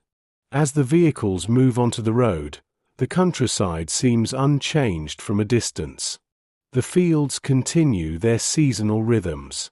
Church towers still rise above villages whose stone walls have watched generations come and go. Rivers follow courses established long before armies ever appeared upon their banks. Nature preserves a reassuring continuity that human affairs rarely manage to imitate. Yet closer observation reveals the subtle imprint of prolonged conflict. Wheel ruts have deepened into permanent grooves. Roadside ditches bear discarded fragments of broken machinery awaiting collection. Timber stacked beside crossroads hints at future bridge repairs already anticipated before existing crossings have completely failed. The convoy reaches one such bridge shortly before midday. Engineers are reinforcing its supports with additional beams cut from nearby forests, working steadily while traffic continues passing under carefully controlled conditions. No one expects the structure to remain untouched by strain. Heavy military transport has altered the lifespan of every piece of infrastructure it depends upon. Maintenance has become continuous rather than occasional. Bridges are strengthened before collapse. Roads are repaired before becoming impassable. Railway lines receive new sleepers long before the old ones have entirely failed. Preservation gradually replaces confidence as the defining habit of the institution. At a small distribution depot farther along the route, another quiet adjustment unfolds almost unnoticed. Mail originally intended for one railhead is redirected toward another because an overnight inspection has identified damage to several kilometers of track. The alteration affects hundreds of letters, yet the envelopes themselves remain blissfully unaware of their changing itinerary. Clerks simply remove one destination label, attach another, amend the corresponding entries in their ledgers, and continue working without hesitation. The postal system reveals one of its greatest strengths here. It does not depend upon any single road or railway. It depends upon people capable of calmly redesigning the journey whenever circumstances require. The drivers, too, begin carrying a different kind of knowledge than they possessed during the early months of the war. They can describe stretches of road not merely by distance but by behavior. One valley floods quickly after spring rain. Another hillside becomes treacherous once autumn frost settles before sunrise. A certain railway crossing often delays traffic because long military trains require additional shunting. None of this information appears formally within route manuals. It travels instead through conversation, shared experience, and the quiet generosity with which seasoned drivers advise newcomers before their first independent journeys. The network grows wiser because its people steadily exchange observations rather than simply following instructions. Inside the field post offices, these accumulated adaptations remain largely invisible to those waiting for their letters. Soldiers continue glancing toward the entrance around the usual hour, trusting that the familiar routine will somehow persist despite everything changing beyond the horizon. Most days it does. Sometimes the distribution arrives a little later. Occasionally it comes by an unexpected vehicle or from an unfamiliar direction. Yet the letters still appear. The institution has begun absorbing uncertainty into its own structure so successfully that many of those it serves scarcely notice the growing effort required to preserve ordinary expectations. As evening approaches, another convoy disappears into gathering mist with fresh sacks secured beneath weathered canvas. The roads ahead may differ from those planned that morning. Bridges may require unexpected detours. Rain may once again transform firm ground into slow, careful travel. None of these possibilities prevents the journey from beginning. They simply become part of the journey itself. Distance has grown more demanding, but not yet overwhelming. The network still bends without breaking, carrying not only envelopes across the landscape, but also the quiet determination of thousands of workers who have gradually accepted that the surest path forward is no longer a straight one. The weight inside the envelope. The routines remain reassuringly familiar even as the war grows older. Trains continue arriving beneath clouds of steam. Convoys still depart before sunrise. Clerks lift canvas sacks onto wooden tables whose surfaces have become polished by years of careful work. Ledgers fill one page after another with names, destinations, dates, and signatures recorded in steady handwriting. Looking only at these outward movements, one might believe very little has changed. The institution continues functioning with the same quiet discipline that carried it through the opening years of the conflict. Yet something less visible has begun changing within the people who sustain it. No regulation marks the moment. No official report records it. The transformation arrives gradually, almost imperceptibly, through repetition. A postal worker who has sorted thousands of letters eventually begins noticing patterns that cannot be entered into ledgers. Certain handwriting appears again and again over many months, becoming strangely familiar despite belonging to complete strangers. Some return addresses vanish without explanation. Children's writing grows more confident from one season to the next, the careful block letters of early schooling slowly becoming fluid cursive while the war continues around them. Time leaves quiet fingerprints upon the correspondence, and those who handle it daily cannot entirely avoid seeing them. One clerk pauses briefly over an envelope decorated with a row of uneven stars drawn carefully along its upper edge. The illustration serves no administrative purpose. It will neither hasten nor delay delivery. Somewhere far away, however, someone spent additional moments transforming an ordinary letter into something a little more personal before entrusting it to the postal service.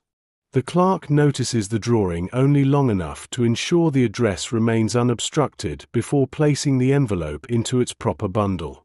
His expression scarcely changes, yet another small fragment of another family's life has passed silently through his hands. Elsewhere in the sorting room, parcels begin arriving whose contents can almost be guessed without opening them. A soft bundle yields gently beneath careful fingers before being weighed. Another produces the faint rattle of homemade biscuits packed inside a tin that has survived a surprisingly long journey. One parcel carries the unmistakable scent of soap wrapped alongside folded clothing, while another bears the subtle fragrance of dried lavender pressed between layers of paper by someone hoping that even the memory of home might survive the weeks spent in transit. The postal workers never confirm these suspicions. Their task requires restraint rather than curiosity. Even so, repeated experience gradually teaches them to recognize the quiet language of ordinary objects. You begin to notice how rarely anyone speaks about these observations. They belong to a different category of knowledge than train schedules or routing instructions. Practical information is exchanged constantly. Emotional recognition remains largely private. A clerk may recognize the familiar handwriting of a mother who has written faithfully every fortnight for more than 2 years, yet he keeps that recognition to himself. A driver may notice that Christmas always brings unusually heavy mailbags regardless of the front they serve, but he simply adjusts the rope securing his load and prepares for another careful journey. The institution absorbs these human details without ever allowing them to interrupt its discipline. As months pass, the correspondence itself begins reflecting the war's growing duration. Early letters often contained explanations of unfamiliar military life, careful descriptions of barracks, weather, meals, or new routines that families could scarcely imagine from home. Later letters become different. Much has already been said. Shared habits no longer require explanation. Writers assume that previous conversations continue invisibly between each new page, allowing them to focus instead upon smaller moments. A repaired bicycle waiting in the shed. Apples ripening earlier than expected. A younger sister now tall enough to help with the harvest. The extraordinary slowly gives way to the ordinary once more, not because the war has become ordinary, but because human beings possess an astonishing ability to weave even prolonged conflict into the fabric of everyday existence. Within the field post offices, this quiet evolution reveals itself through rhythm rather than content. The volume of correspondence remains substantial, yet its flow settles into something resembling the seasons themselves. Holidays bring familiar surges. Harvest periods alter the timing of family letters from rural districts. Winter parcels grow heavier with knitted clothing and preserved food prepared wherever rationing still allows. Spring introduces photographs taken in gardens beginning to bloom again despite everything occurring beyond their fences. The postal workers cannot see the pictures themselves, yet they notice the additional care with which envelopes have been reinforced to protect the fragile prints inside.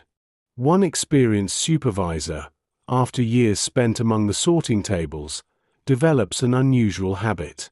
Whenever damaged correspondence arrives requiring repair before continuing its journey, he completes the work himself whenever possible. Torn edges are reinforced with fresh paper. Moisture-softened envelopes receive careful support before new labels are attached. Broken string around parcels is replaced patiently rather than hastily. No one has instructed him to assume these particular tasks. Other clerks could perform them equally well. Yet somewhere along the years he has begun seeing each repair not merely as administrative duty, but as the preservation of a conversation that has already traveled too far to be lost through simple neglect. Outside the depot, another convoy prepares for departure beneath a sky washed clear by recent rain. Drivers secure their loads as they always have, tightening ropes, checking tires, studying maps already marked with fresh revisions. From a distance, nothing distinguishes today's journey from hundreds that came before it. The trucks will follow familiar roads until those roads demand different choices. The trains will carry mail toward distant junctions where other workers wait beneath other station roofs. The system remains outwardly unchanged. Within it, however, the people have begun carrying something additional alongside the mail itself. Not the contents of the letters, for those remain respectfully unknown. Rather, they carry an increasing awareness that every ordinary envelope represents a thread holding together lives stretched across impossible distances. The paper has not become heavier. Their understanding of it has. As the seasons continue their patient rotation, the workers begin measuring time in ways that would have seemed unusual before the war. Calendars remain pinned to office walls, and official schedules continue marking departures with careful precision, yet another chronology quietly establishes itself beneath the printed dates. Certain families become known only through the dependable rhythm of their correspondence. A letter arrives every second Tuesday from a village near the coast. Another appears without fail at the beginning of each month, written in the same careful hand upon the same cream-colored stationery. Somewhere a father has promised to write every Sunday evening. Somewhere else a daughter has decided that every birthday deserves another drawing folded carefully inside an envelope. The postal workers never meet these people, yet repetition grants them a quiet familiarity that feels almost like recognition. Occasionally that rhythm changes. A familiar return address disappears for several weeks before appearing once again in different handwriting. An envelope that usually bears graceful ink now arrives written in uncertain pencil, the letters larger and less practiced than before. A parcel addressed to the same soldier for many months suddenly carries an unfamiliar family name in the sender's line, suggesting that circumstances at home have shifted in ways no routing ledger can explain. None of these observations permit certainty, and the workers wisely avoid inventing stories where only fragments exist. Still, the absence of patterns often speaks as clearly as their continuation. The postal service becomes an accidental witness to the quiet ways ordinary lives evolve while separated by war. The hospital mail carries its own distinctive rhythm. Compared with correspondence intended for combat units, these bundles often contain thicker envelopes and more carefully wrapped parcels. Families preparing letters for wounded relatives frequently include additional comforts whenever regulations permit. A pressed flower, a favorite photograph, a newspaper clipping describing familiar streets untouched by conflict. Hospital clerks handle these deliveries with exactly the same administrative precision applied everywhere else, yet the destinations themselves encourage a slightly different atmosphere. Recovery unfolds according to no timetable that railway schedules can measure. Some patients remain only briefly before returning to their units.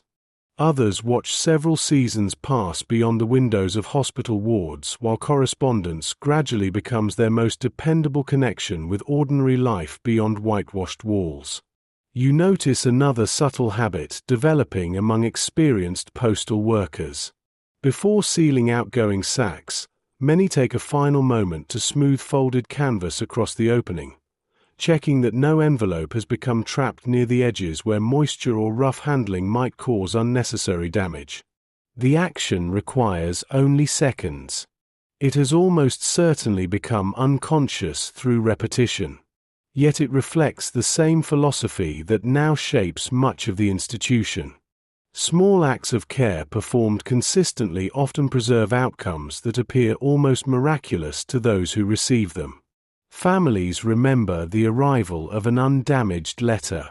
They rarely imagine the hundreds of quiet precautions that helped it survive the journey. By now, the railway stations themselves carry visible signs of prolonged service. Paint has faded beneath years of smoke drifting from locomotive chimneys. Platform edges have become rounded where thousands of boots and countless freight trolleys have passed. Wooden benches display polished surfaces worn smooth by waiting passengers and off-duty workers grabbing a few moments of rest before another shift begins. Even the station clocks seem older, their faces slightly darkened by soot despite regular cleaning. Nothing has collapsed.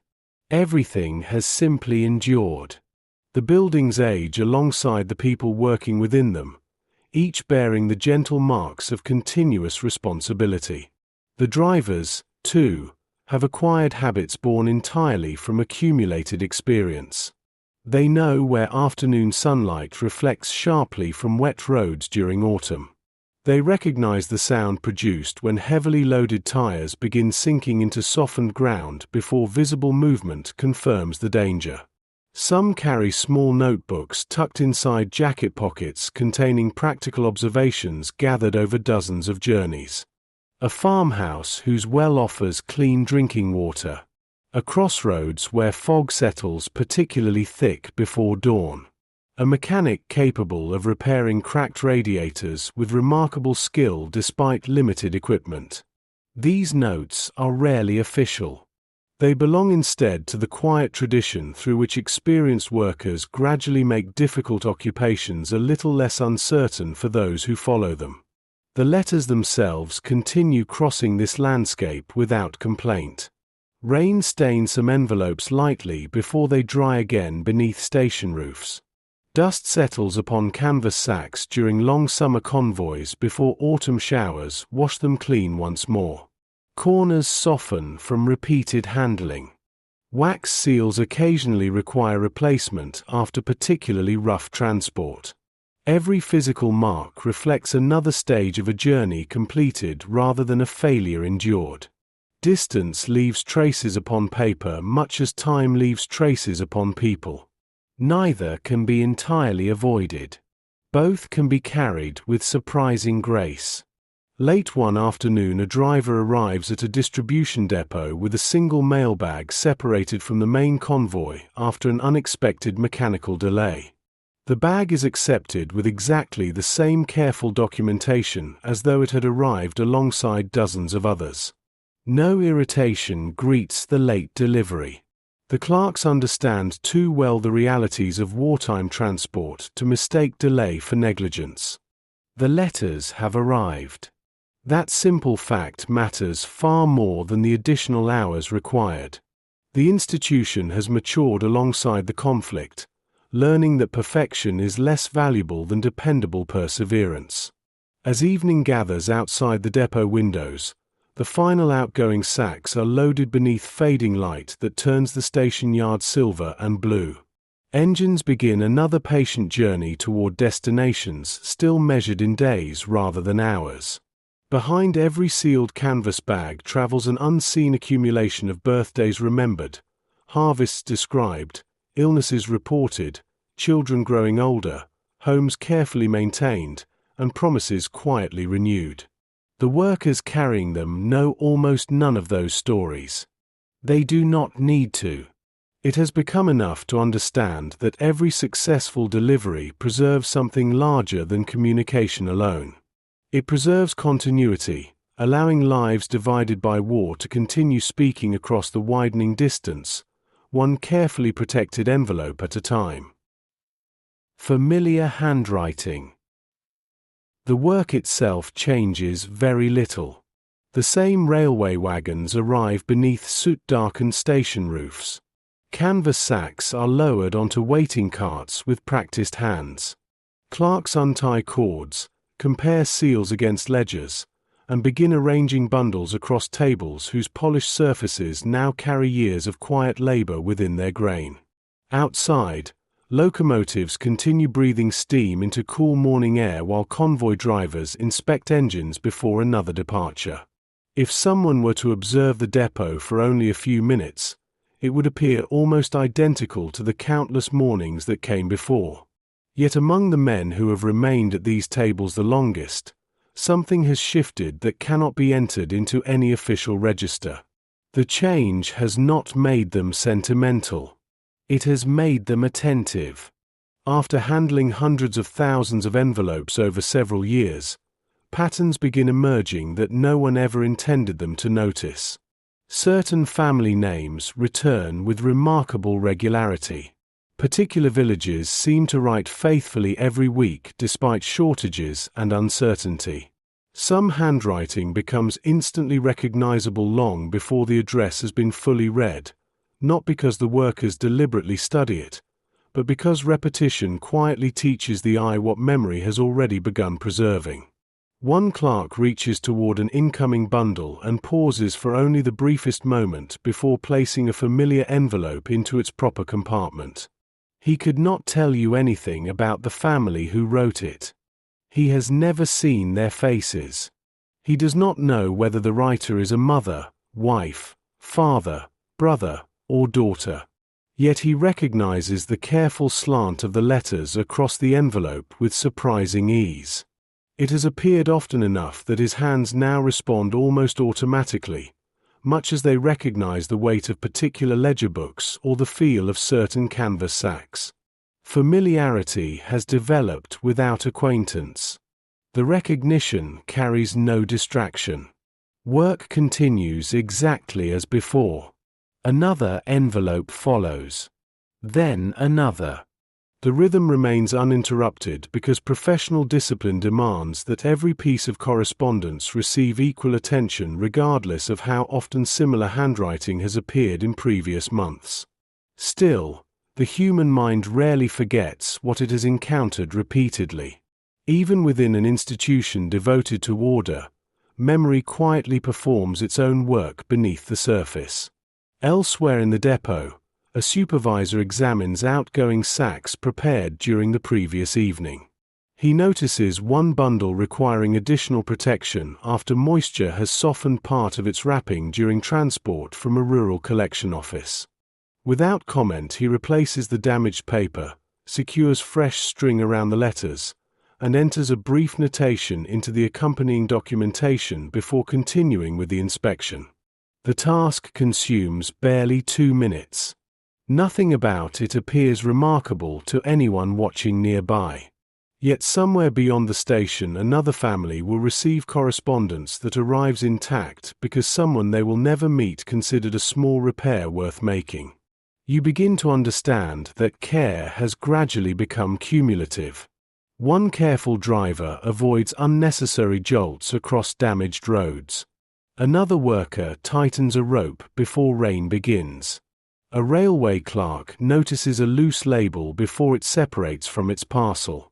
A supervisor repairs worn packaging instead of assuming it will survive another journey unchanged. Each action seems almost insignificant in isolation. Together they preserve conversations that might otherwise disappear into confusion. Across the network, similar moments unfold every hour without attracting notice.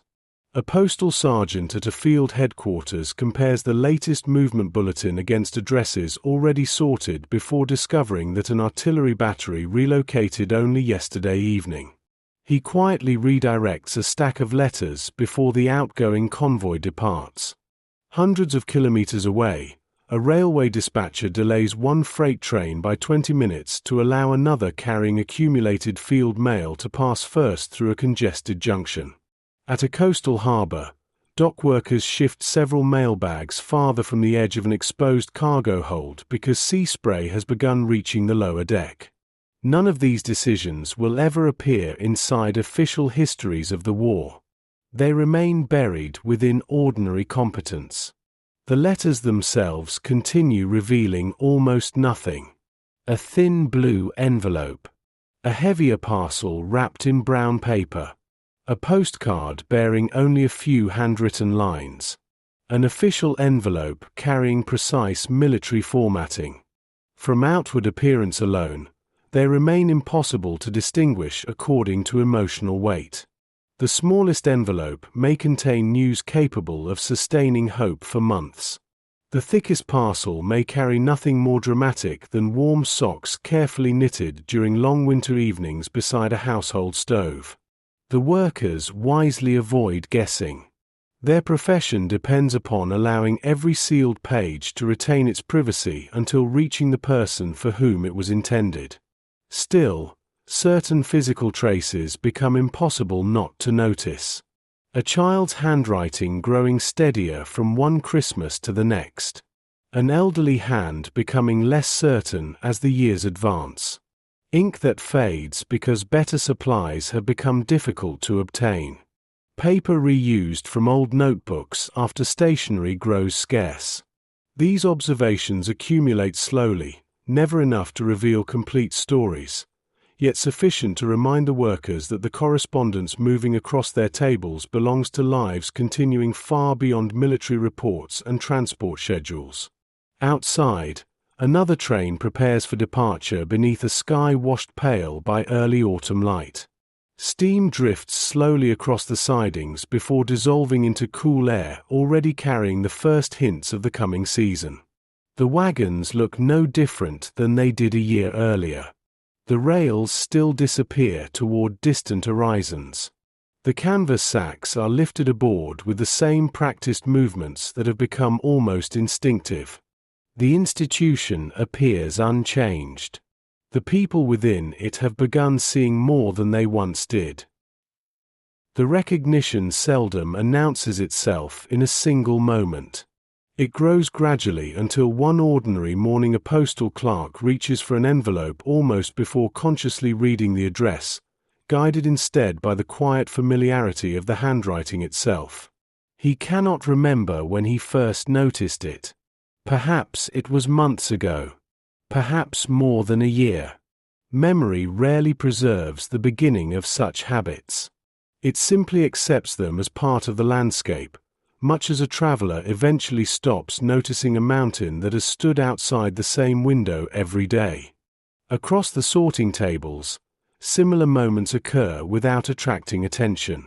Another worker recognizes a particular style of parcel wrapping, carefully folded at each corner with the same patient precision every time it arrives.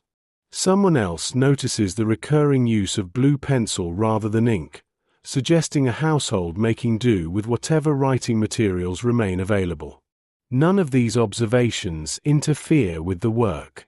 If anything, they deepen the quiet respect with which the correspondence is handled. Familiarity does not encourage ownership. It encourages care. There are, however, mornings when the expected pattern does not return.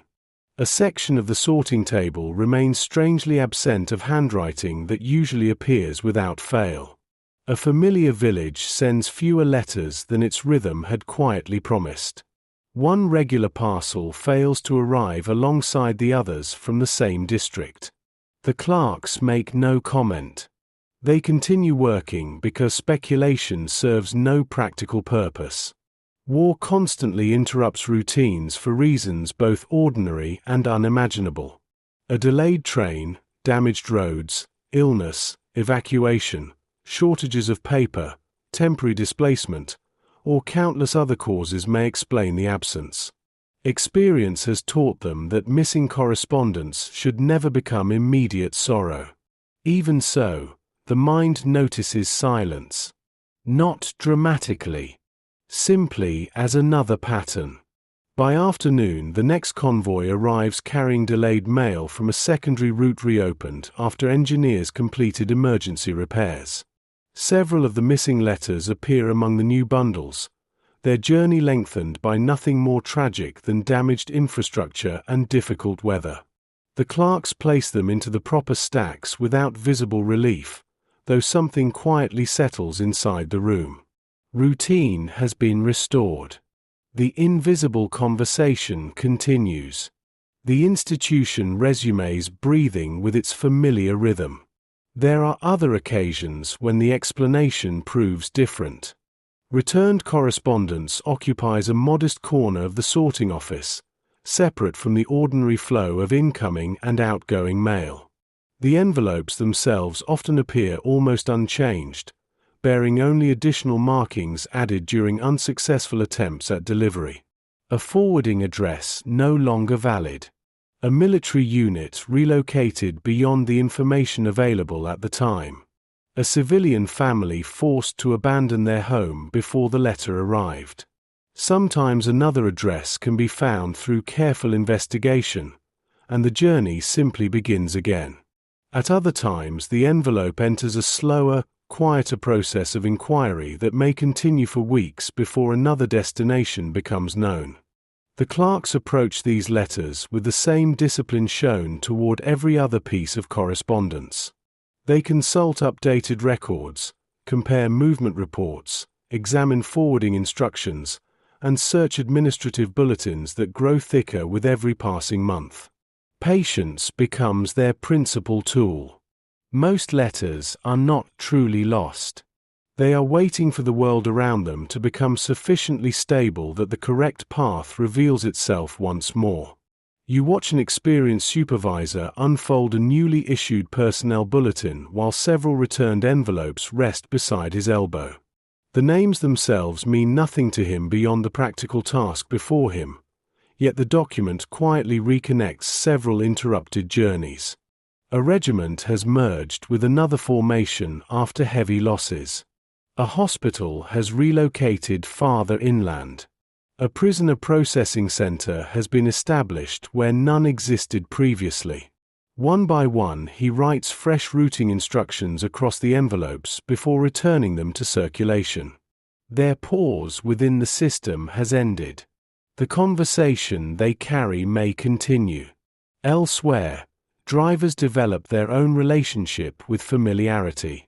They seldom recognize individual names, yet they know the weight of the mailbags throughout the calendar almost instinctively. Late autumn brings thicker parcels as families send additional clothing before winter tightens its hold. Holidays increase both the number of sacks and the care required to protect them from weather.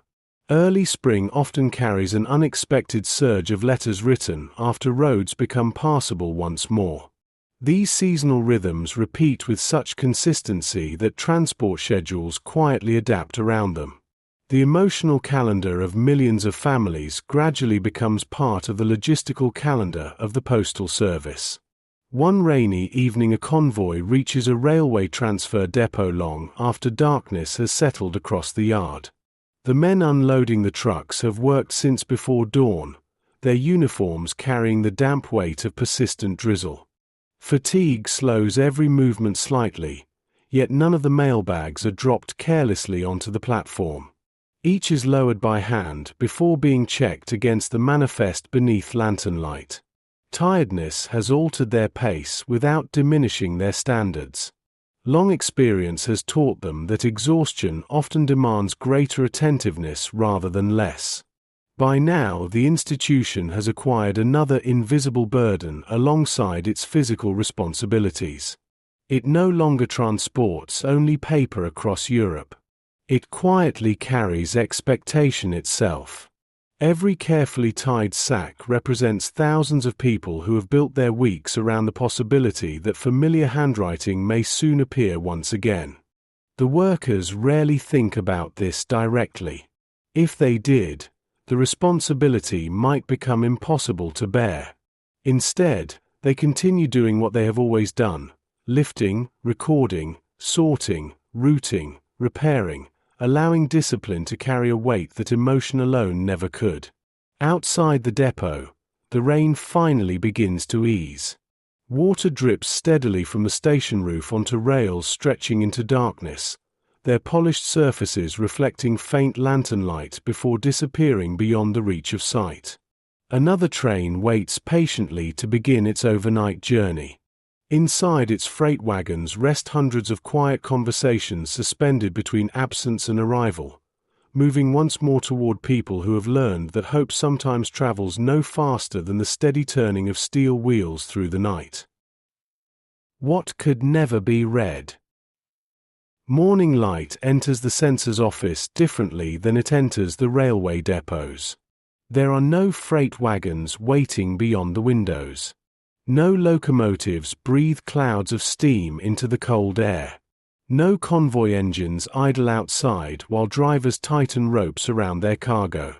Instead, rows of desks occupy a long room where daylight settles gently across carefully arranged piles of correspondence awaiting examination. Shelves hold official reference manuals rather than routing ledgers. Ink bottles stand beside sharpened pencils, date stamps, sealing equipment, and stacks of replacement envelopes prepared for letters that must occasionally be opened and resealed before continuing their journey. The work unfolding here belongs to the same postal network, yet its atmosphere feels noticeably different. Silence carries greater weight. Conversation remains even quieter. Attention rests less upon destinations than upon contents, though even here curiosity is not encouraged. Military censorship exists to protect operational security rather than to satisfy personal interest. The clerks assigned to these offices receive careful instruction before assuming their duties. Their responsibility is narrowly defined. They search for information capable of revealing troop movements, military locations, equipment, future operations, or details that might prove valuable if intercepted. Everything beyond those concerns belongs, as much as possible, to the private lives of the people writing the letters. One examiner sits beneath a tall window where the morning sun illuminates his desk without reaching the room beyond. He opens each envelope with practiced precision using a thin blade designed to preserve the paper rather than damage it. The folded pages inside are lifted gently, read according to established regulations, then returned exactly as they were found whenever possible. Fresh adhesive seals the envelope once more before an official stamp quietly acknowledges that examination has taken place. The entire sequence unfolds with remarkable consistency, repeated hundreds of times before the working day comes to an end. You notice how mechanical the gestures have become. Open, read, check, reseal, record, pass onward. The repetition gradually strips away any temptation to dwell upon individual letters. Human attention protects itself through routine. If every page received prolonged emotional consideration, the work would soon become impossible to sustain. Professional distance, therefore, becomes not only an institutional expectation but a personal necessity. Yet routine cannot entirely erase awareness. Across weeks and months, the examiners encounter thousands upon thousands of ordinary conversations. Most contain nothing requiring official action.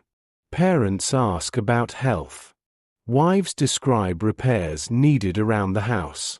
Husbands reassure anxious families despite hardships they choose not to mention directly. Children proudly report school lessons, birthdays, lost teeth, successful harvests, and neighborhood adventures that continue unfolding far from the front. The remarkable discovery is not how much military information people attempt to include. It is how determined they remain to speak about ordinary life instead. Even under censorship, people instinctively protect the familiar rhythms of home.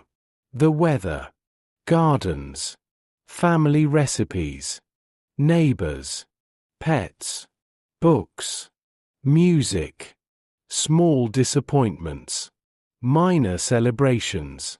Everyday existence quietly resists being displaced entirely by war. The examiners witness this persistence more consistently than almost anyone else within the military postal system. They cannot help noticing that ordinary life continues flowing beneath the surface of extraordinary events, much as a river continues beneath winter ice. Officially, they observe documents. Unofficially, they become silent witnesses to humanity's remarkable refusal to allow conflict to define every sentence it writes. The regulations remain clear. Personal opinions have no place in the examination process. Letters requiring intervention are marked according to procedure. Certain passages may be removed or obscured if they reveal sensitive information. Occasionally, an entire letter is withheld pending further review, though such decisions require careful justification rather than personal judgment. Most correspondence, however, continues its journey after only a brief pause inside the censorship office. The overwhelming majority of people simply wish to remain connected with those they love while avoiding details that military discipline has already taught them not to describe. One experienced examiner develops a habit that few colleagues ever notice. After resealing each envelope, he smooths the paper lightly with the palm of his hand before placing it into the outgoing tray. The gesture serves no official purpose. It neither improves security nor accelerates processing. Perhaps it simply restores the envelope to the quiet dignity it possessed before examination. Perhaps it has become another unconscious movement accumulated through years of repetitive work. Like so many habits throughout the postal network, its meaning matters less than its consistency. Outside the office windows, another train departs carrying freshly examined correspondence toward distant rail junctions where postal clerks will never know that these particular envelopes briefly paused inside another room along their journey. The interruption leaves almost no visible trace beyond a small official marking acknowledging that regulations have been fulfilled. For the families waiting at home, the letters remain what they have always been, voices crossing distance. Within this room, however, another realization has slowly taken root. The workers have learned that the greatest weight inside most envelopes has nothing to do with military information. It is the ordinary life people are quietly trying to preserve. As the weeks pass, the rhythm inside the censorship office becomes almost indistinguishable from the rhythm found throughout the wider postal network. The stacks of correspondence rise steadily through the morning before gradually diminishing toward evening, only to be replaced again by fresh deliveries arriving from railway depots, field post offices, naval stations, and military headquarters scattered across an immense geography. The work never truly finishes. It simply reaches temporary moments of balance before another tide of envelopes quietly restores the familiar pattern. The examiners gradually become skilled at recognizing the difference between reading and searching. Reading seeks meaning. Searching seeks specific details. Military censorship requires the latter. Their eyes move rapidly across each page, attentive to place names, troop strengths, transport schedules, references to future operations, or descriptions that might unintentionally reveal the condition of military units. Everything else passes before them almost like distant scenery viewed through the window of a moving train. They cannot entirely avoid absorbing fragments of ordinary life, yet discipline teaches them not to linger there. The conversations belong to others. Even so, certain recurring themes quietly accumulate through repetition rather than individual importance. Families write about weather with remarkable consistency, perhaps because weather belongs equally to those at home and those serving far away. Harvests appear frequently in autumn, gardens in spring, illnesses during winter, birthdays whenever the calendar allows. Children describe school lessons with painstaking detail that would seem almost excessive in peacetime yet somehow becomes precious across great distance. These subjects carry no military significance. Their value lies precisely in their normality. They remind the writer and the reader alike that another world continues existing beyond uniforms, depots, and marching columns. You begin to understand that ordinary conversation possesses extraordinary endurance. War interrupts countless aspects of daily life, yet people continue reaching instinctively for familiar topics whenever paper and ink allow them the opportunity. A mother describes the first blossoms appearing beneath the kitchen window. A husband worries about a leaking roof before reminding his family not to concern themselves unnecessarily about him. An elderly father reports that the old horse still refuses to cooperate during ploughing, despite advancing age. Such observations appear almost insignificant when considered individually. Together they form a quiet resistance against the narrowing influence of conflict. They insist that life remains larger than war alone. Occasionally an examiner reaches the end of a letter before realizing he remembers its beginning from weeks earlier. Not the exact words, which would be impossible after handling so many thousands of pages, but the gentle continuity of the correspondence itself. A family continues discussing repairs to the same farmhouse. A young couple gradually plans a future neither can yet predict. Parents follow the slow growth of a grandchild known only through photographs and careful descriptions. Time unfolds within these letters not through dramatic events but through patient accumulation. The postal system carries not isolated messages but ongoing conversations stretching across months and years. When passages require removal according to regulations, the work proceeds with restrained professionalism.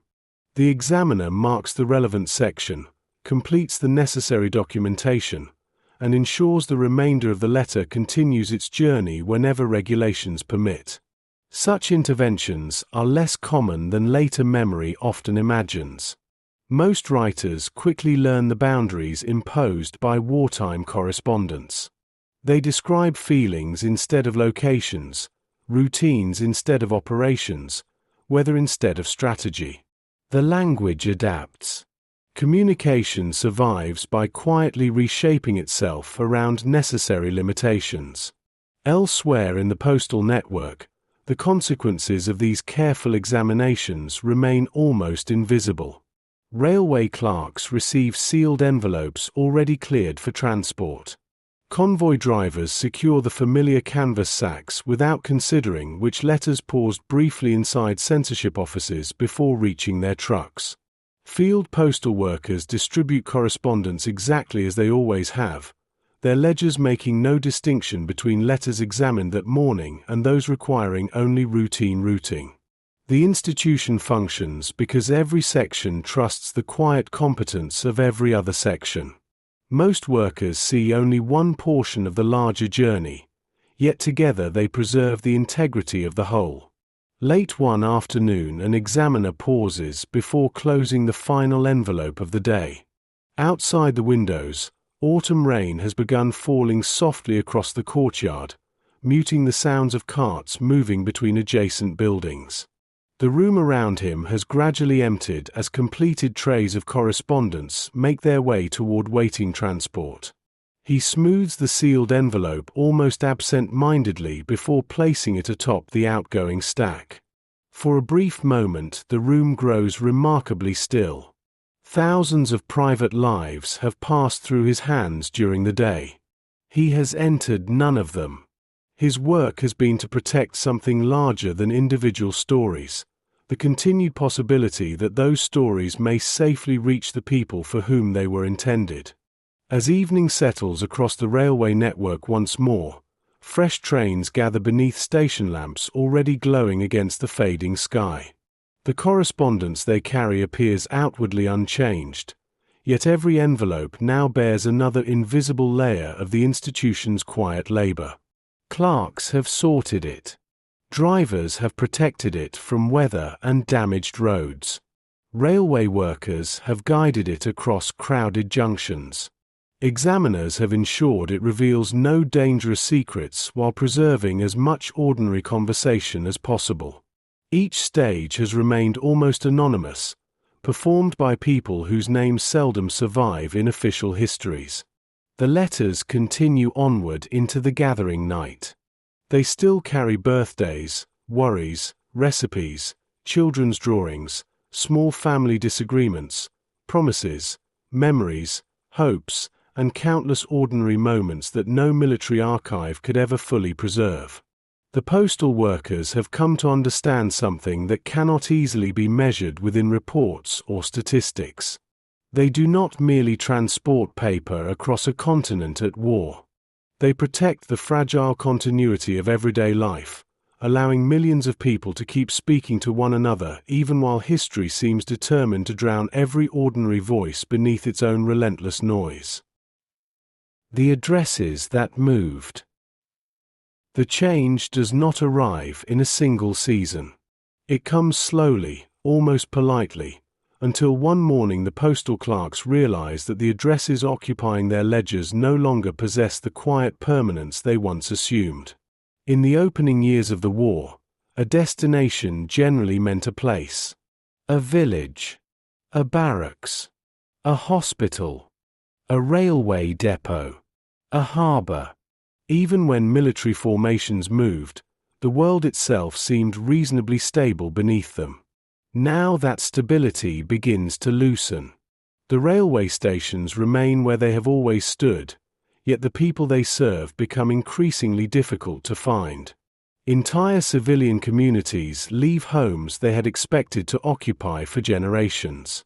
Families travel carrying only what can fit into handcarts, bicycles, or worn suitcases whose leather has already survived years of ordinary life before suddenly becoming vessels for everything considered essential. Children learn unfamiliar roads while adults quietly memorize temporary addresses they hope will remain valid long enough for the next letter to arrive. The Postal Service, built upon the comforting certainty that every envelope belongs somewhere, gradually discovers that somewhere has become far more difficult to define. Inside the sorting depots, new categories begin appearing within the ledgers. Forwarded, temporarily relocated, evacuated, awaiting confirmation. The words occupy little physical space upon the page, yet they represent profound changes unfolding beyond the station walls. A letter may now complete nearly its entire journey before discovering that its destination has moved once again. The failure belongs to no individual worker. The world itself has become mobile. You watch an experienced clerk examine a bundle addressed to a town that still exists upon the map hanging above his desk. The streets remain. The railway station remains. The church tower still marks the center of the community exactly as before. Yet accompanying administrative notices explain that many residents have already departed following recent military developments. The addresses remain accurate. The people do not. Without hesitation, the clerk reaches toward another ledger recording civilian forwarding arrangements established only weeks earlier. Additional annotations guide the correspondence toward reception centers, temporary housing districts, neighboring villages, and administrative offices established to reconnect scattered families whenever possible.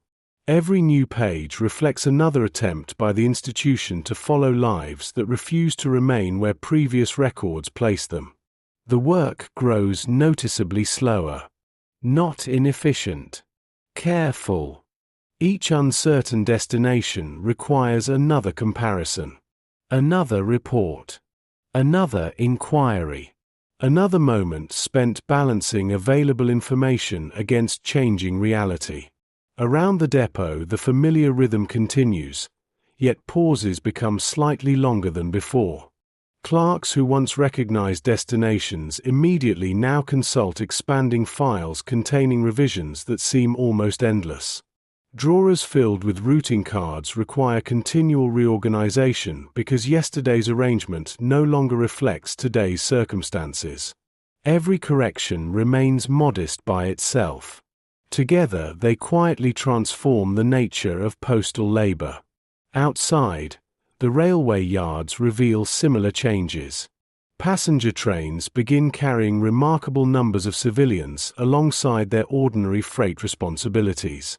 Platforms once dominated by soldiers and railway workers now receive families traveling toward uncertain destinations with bundles tied carefully in blankets or stacked inside wooden carts. Station masters answer questions they cannot always resolve. Which train continues east? Has another reception center opened beyond the river? Does this line still operate after yesterday's reports? The railway continues doing what railways have always done. Moving people. Moving freight. Moving mail. Only now the distinctions between those movements begin blurring. Every departing train carries not simply correspondence, but households temporarily folded into motion. Along the roads, convoy drivers encounter scenes that have gradually become familiar despite their extraordinary nature. Small groups of civilians walk patiently along muddy verges, leaving villages before military operations overtake them. Livestock moves beside bicycles loaded with blankets and cooking pots. Children pause to watch transport columns pass before continuing toward destinations their parents can only describe in hopeful terms. The drivers rarely stop unless ordered. Their responsibility remains the mail secured beneath weathered canvas behind them. Yet no one can travel these roads for long without recognizing that the landscape itself has begun migrating. The field post offices adapt as quietly as every other part of the system. Additional shelves appear for redirected correspondence. New files record temporary civilian addresses whenever local authorities can provide them. Bundles are held slightly longer before being returned because experience has shown that tomorrow's bulletin may reveal where today's missing family has gone. Patience, once merely a useful quality, becomes an operational necessity. You notice another subtle transformation. The letters themselves begin carrying different instructions upon their envelopes. If not found. Forward when possible. Temporary residence. Small phrases written carefully beneath ordinary addresses acknowledge what everyone has slowly learned. Home can no longer be assumed. It must sometimes be searched for. The workers respond without complaint. Search has quietly become part of delivery. The postal system had always depended upon a comforting assumption. Someone could be found. An address represented more than ink upon an envelope. It described a place where a door might be opened, where a familiar face might accept a letter with quiet gratitude before carrying it inside. Streets changed little from year to year. Villages accumulated generations rather than replacing them. Even soldiers, though constantly moving, belonged to organizations whose structure could usually be followed through careful records and patient administration. Now, increasingly, the destination itself becomes uncertain. Entire neighborhoods disappear from the practical geography of the postal service without disappearing from the map. Buildings still stand. Roads remain visible. Church bells continue marking the hours whenever towers have survived the fighting. Yet the people who once gave those places meaning have been scattered across reception centers, neighboring provinces, railway waiting rooms, schools converted into temporary shelters, and homes opened by strangers offering whatever space remained available. Geography has become less a matter of landscape than of human movement. Inside one regional distribution office, A wall map slowly acquires colored pins marking centers responsible for receiving displaced civilians. The pattern changes almost weekly. Some locations expand until additional administrative staff become necessary. Others gradually empty as families continue their journeys toward somewhere more permanent.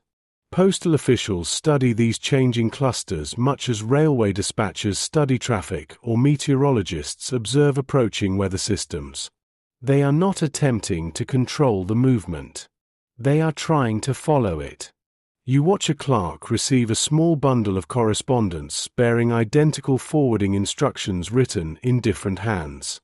Every envelope originated from a different town, yet all now point toward the same temporary destination established only a few weeks earlier. One by one, he verifies the updated address against the latest administrative bulletin before placing the letters into a fresh canvas sack prepared specifically for that route. The task contains no outward emotion. Still, it quietly acknowledges an extraordinary truth. Dozens of separate lives that once unfolded in distant communities have now converged upon a single unfamiliar place because the war has left them little alternative. The military postal system undergoes similar adjustments.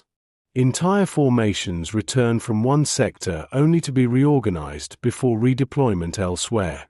Hospitals once considered temporary become semi-permanent institutions as casualty numbers fluctuate. Prisoner processing centers expand, contract, or relocate according to circumstances unfolding far beyond the knowledge of ordinary postal workers. The ledgers respond patiently. Old entries receive careful annotations rather than hurried deletion. New references are added beside familiar names. The paperwork grows increasingly layered, preserving not merely current locations but the pathways through which those locations have changed over time. By now, experienced clerks have learned to think in sequences rather than destinations. If a letter cannot be delivered here, where was the recipient likely sent? If not there, which administrative office now carries responsibility? Who received the latest transfer list? Which convoy passed through yesterday? What railway junction currently handles that region? Every question extends the journey a little farther without abandoning it. Delivery has become less a straight line than a quiet act of investigation. Along the roads, convoy drivers notice another gradual change. The mailbags themselves remain familiar, but they are increasingly accompanied by official lists, registration forms, identity documents, and administrative correspondence generated by the immense task of accounting for millions of people whose ordinary records no longer describe ordinary lives. The postal network now carries not only conversations between families but also the paperwork required to reconnect those families whenever separation has become unavoidable.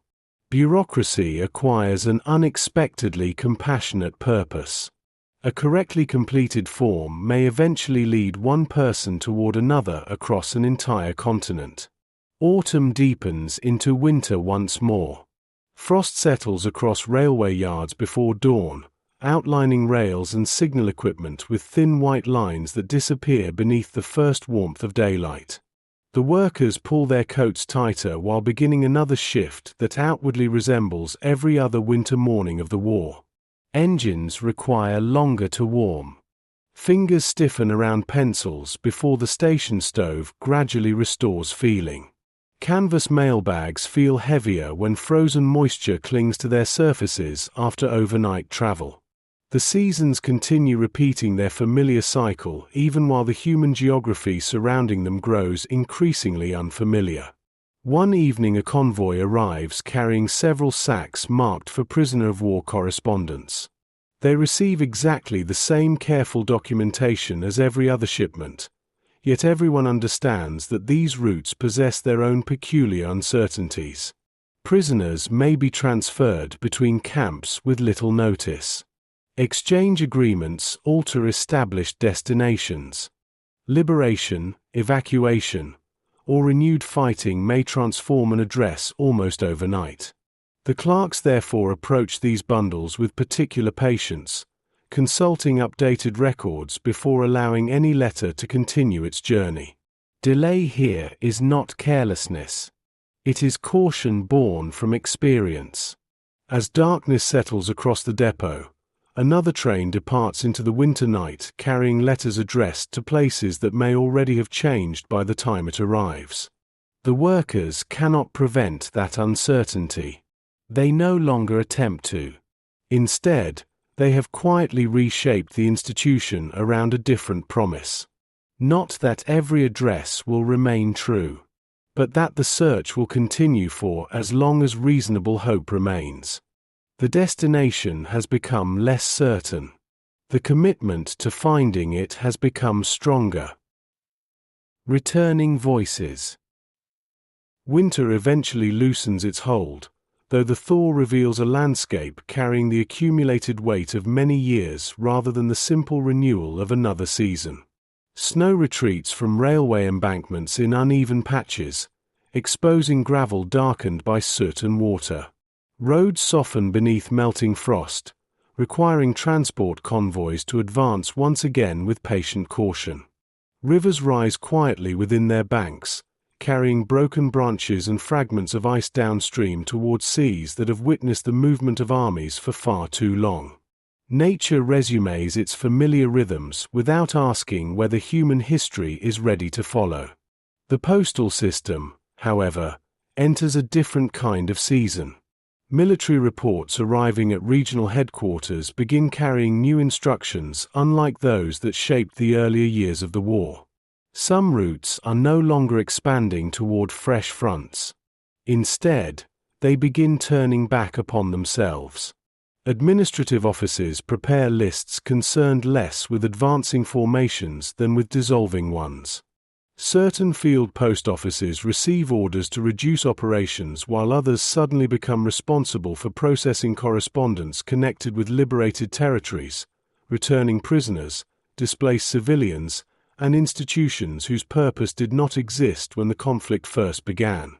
Inside the railway depots, the familiar ledgers acquire new headings: repatriation, civil administration, prisoner return, missing persons inquiries. Each title occupies only a narrow line across the page, yet together they signal a profound transformation. For years the network has carried letters outward from homes toward distant battlefields while returning replies along the same carefully maintained routes. Now another movement begins quietly emerging. People themselves are attempting to follow those letters home. The workers notice the difference first through paperwork. Requests for forwarding addresses become requests for confirmation. Military unit designations slowly give way to civilian locations whenever they can be established. Official correspondence increasingly concerns reunification rather than deployment. The institution has not abandoned its earlier responsibilities. Soldiers still wait for mail. Hospitals still require regular deliveries. Occupation forces, administrative detachments, engineers, and transport companies continue operating across vast regions. Yet beneath those familiar routines, another current has begun flowing steadily through the system. The search is gradually giving way to return. You watch a postal clerk unfold a list containing the names of prisoners recently confirmed alive following the liberation of a camp. The document does not describe their experiences. It records only practical information: names, identification numbers, temporary locations, expected administrative procedures. Even so, everyone handling the paperwork understands what such lists quietly represent. Somewhere families who have lived for months or years with uncertainty may soon receive their first reliable news. The information moves across the same sorting tables that once carried ordinary birthday cards and harvest reports. The institution remains outwardly unchanged. Its emotional landscape has altered completely. Nearby, Another worker sorts correspondence destined for reception centers established to assist civilians returning toward communities they have not seen since the early years of the war. Many of the addresses remain provisional. Entire neighborhoods require rebuilding before permanent residence becomes possible. Local authorities establish temporary offices where accumulated correspondence can be collected while homes are repaired or reconstructed. Once again, the Postal Service adapts without complaint. Delivery has become an ongoing conversation between movement and stability, adjusting patiently whenever one temporarily outruns the other. Outside the depot, railway platforms reveal a different atmosphere than before. Passenger trains continue arriving crowded with travelers, yet the nature of their journeys has quietly changed.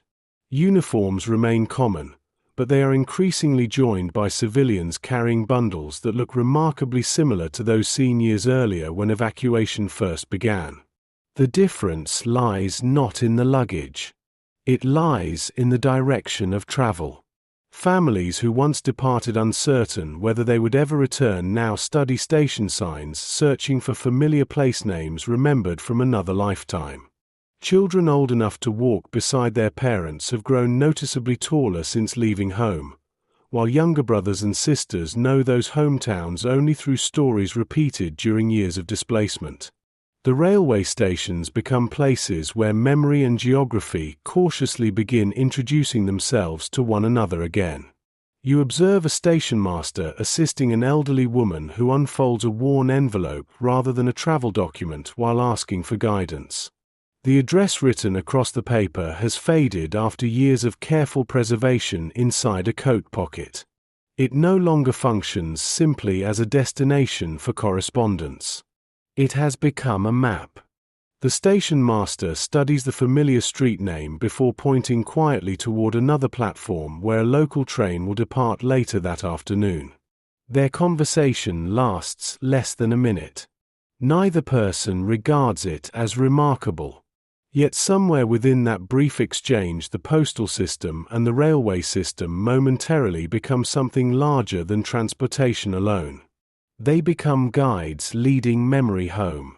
Inside the sorting office, another mailbag is opened. The letters continue arriving. Only now, among them, travel increasing numbers of voices no longer asking where home might be. They are asking whether home still remembers them. The first months after the fighting quiets do not resemble peace as many had imagined it during the long years of war. Silence returns unevenly. Some regions awaken to mornings where only birds disturb the air above railway sidings that once echoed with endless military traffic. Elsewhere, the sound of reconstruction replaces the sound of artillery as engineers clear damaged track, bridge crews lower fresh spans into place, and work parties remove twisted steel that has interrupted ordinary travel for far too long. The conflict may be ending, yet movement has not slowed. In many places, it has only changed direction. The postal system discovers that reunion possesses its own demanding logistics. Letters no longer travel only between home and the front. They move between temporary shelters and ruined villages, between military hospitals and newly reopened town halls, between prisoner reception centers and families uncertain where to wait for returning relatives. Entire departments devoted to forwarding correspondence remain active because countless addresses continue changing even after the armies have stopped advancing. Peace does not immediately restore permanence. It begins the patient work of searching for it. Within the sorting depots, workers who spent years learning military designations now find themselves studying civilian registries with equal concentration. Lists of infantry companies give way to municipal records. Temporary camp numbers are gradually replaced by street names that have not appeared in official postal documents for many years. Some require careful correction because buildings no longer exist where maps insist they should. Others survive almost untouched, allowing letters to resume routes interrupted only by time itself. The transition unfolds one envelope at a time, too slowly to notice on any single day, yet unmistakable when viewed across the passing months. You watch a clerk unfold an administrative bulletin announcing that regular civilian postal deliveries have resumed along a railway branch closed since the early years of the conflict. No celebration accompanies the notice. He simply removes a temporary routing card from the sorting rack and replaces it with the original destination restored to service. The gesture lasts only a few seconds. Yet an ordinary postal route, suspended through years of extraordinary circumstances, quietly returns to ordinary life. Sometimes history changes through grand declarations. At other times it changes because someone replaces one small card with another. The returned prisoners begin writing. Not all at once. Not immediately. Many first letters are surprisingly brief. Families who have spent years imagining one another suddenly struggle to compress survival into a few pages. Addresses are checked repeatedly before envelopes are sealed.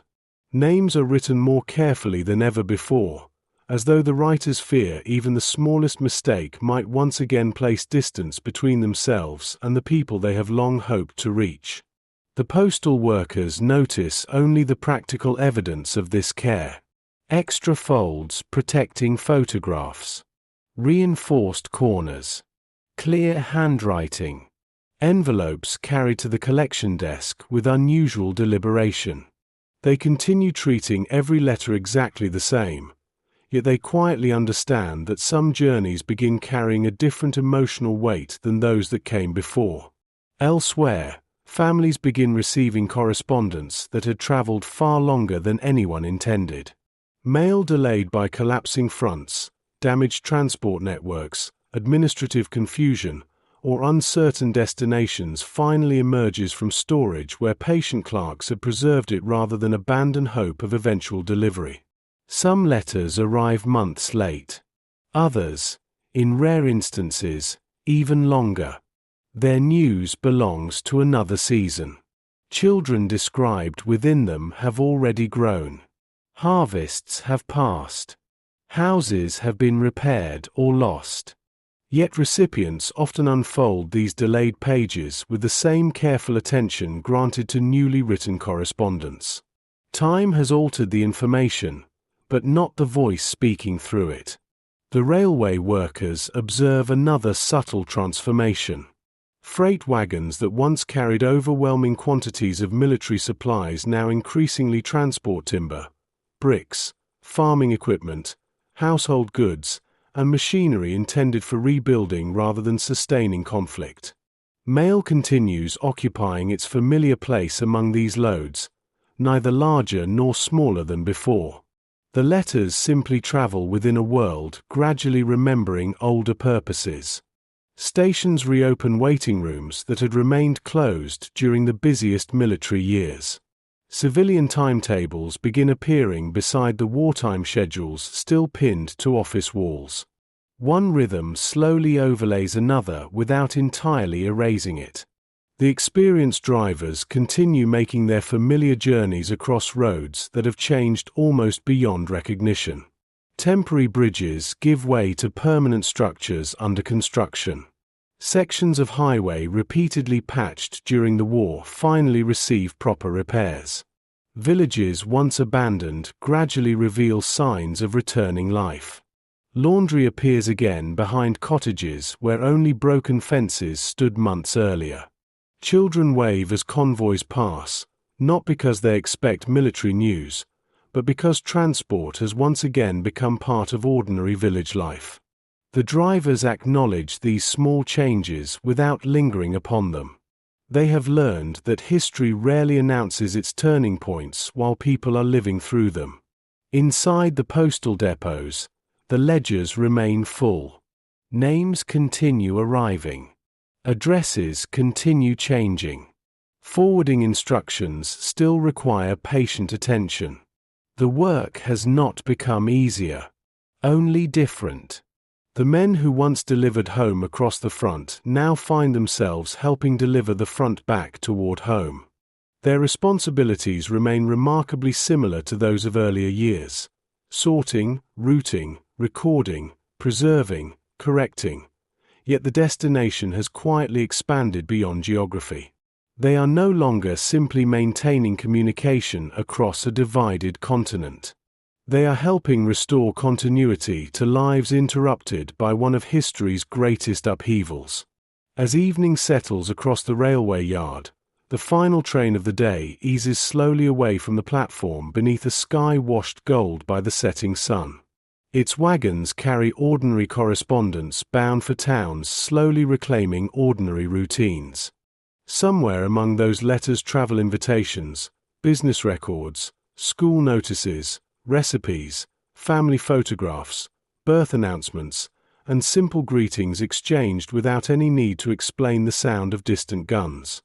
The postal workers watch the train disappear along polished rails before returning quietly to prepare tomorrow's dispatches. The work continues. It always has. Only now, for the first time in many years, the road ahead seems to lead not merely through war, but beyond it. The railway yards are quieter now, though they never become silent. Morning still arrives upon polished rails carrying the pale light of another ordinary day. Station clocks continue marking departures with the same patient certainty they displayed before the first military train ever rolled across these platforms. Porters push handcarts between freight wagons whose cargo now speaks more often of rebuilding than survival. Fresh paint slowly covers weathered station signs. New timbers strengthen bridges that had carried too much weight for too many years. Grass returns along neglected embankments where soot and ash once settled without interruption. The landscape has not forgotten the war. It has simply begun living beside the memory rather than beneath it. Most travelers passing through these stations will never think about the men who spent years moving letters across a continent determined to separate the people who wrote them. There are no statues honoring the careful tying of canvas sacks, the correction of an incomplete address, the replacement of worn string around a parcel, or the patient comparison of names against ever-changing ledgers. Such work rarely attracts history's attention because its greatest achievement is preventing absence from becoming permanent. Success appears ordinary. The letter arrives. The conversation continues. Life quietly resumes its place.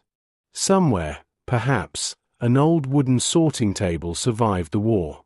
Its surface would still carry faint scratches left by pocket knives trimming loose twine, shallow grooves worn smooth by envelopes sliding toward their next destination, darker patches where countless hands rested while comparing names against fading records.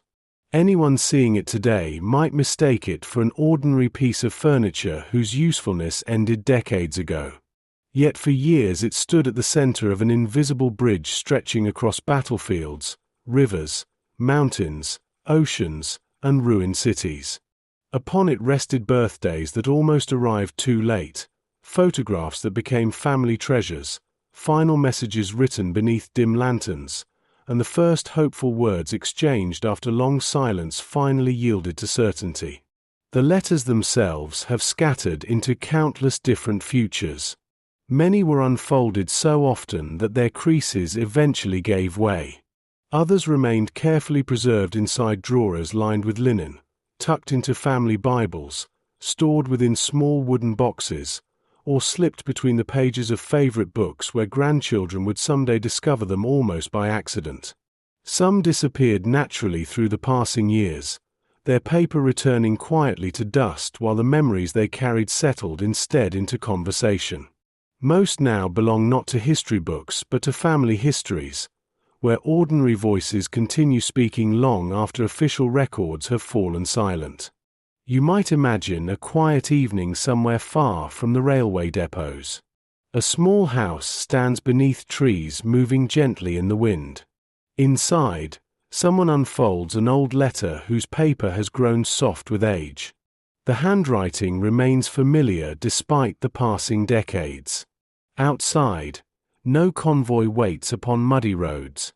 No station master studies blackout regulations. No field post office prepares for another relocation before dawn. The distance between writer and reader has finally disappeared. Only the words remain, carrying the calm weight of lives that refuse to stop speaking to one another even when the world around them seemed determined to come apart. History often remembers wars through battles won, cities lost, commanders promoted, and treaties signed beneath polished ceilings. Those events deserve remembrance.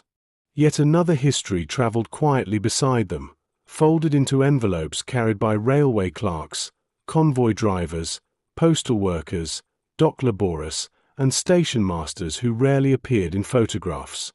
They measured victory differently. One correctly delivered letter. One family reassured. One address patiently rediscovered after months of uncertainty. One conversation allowed to continue.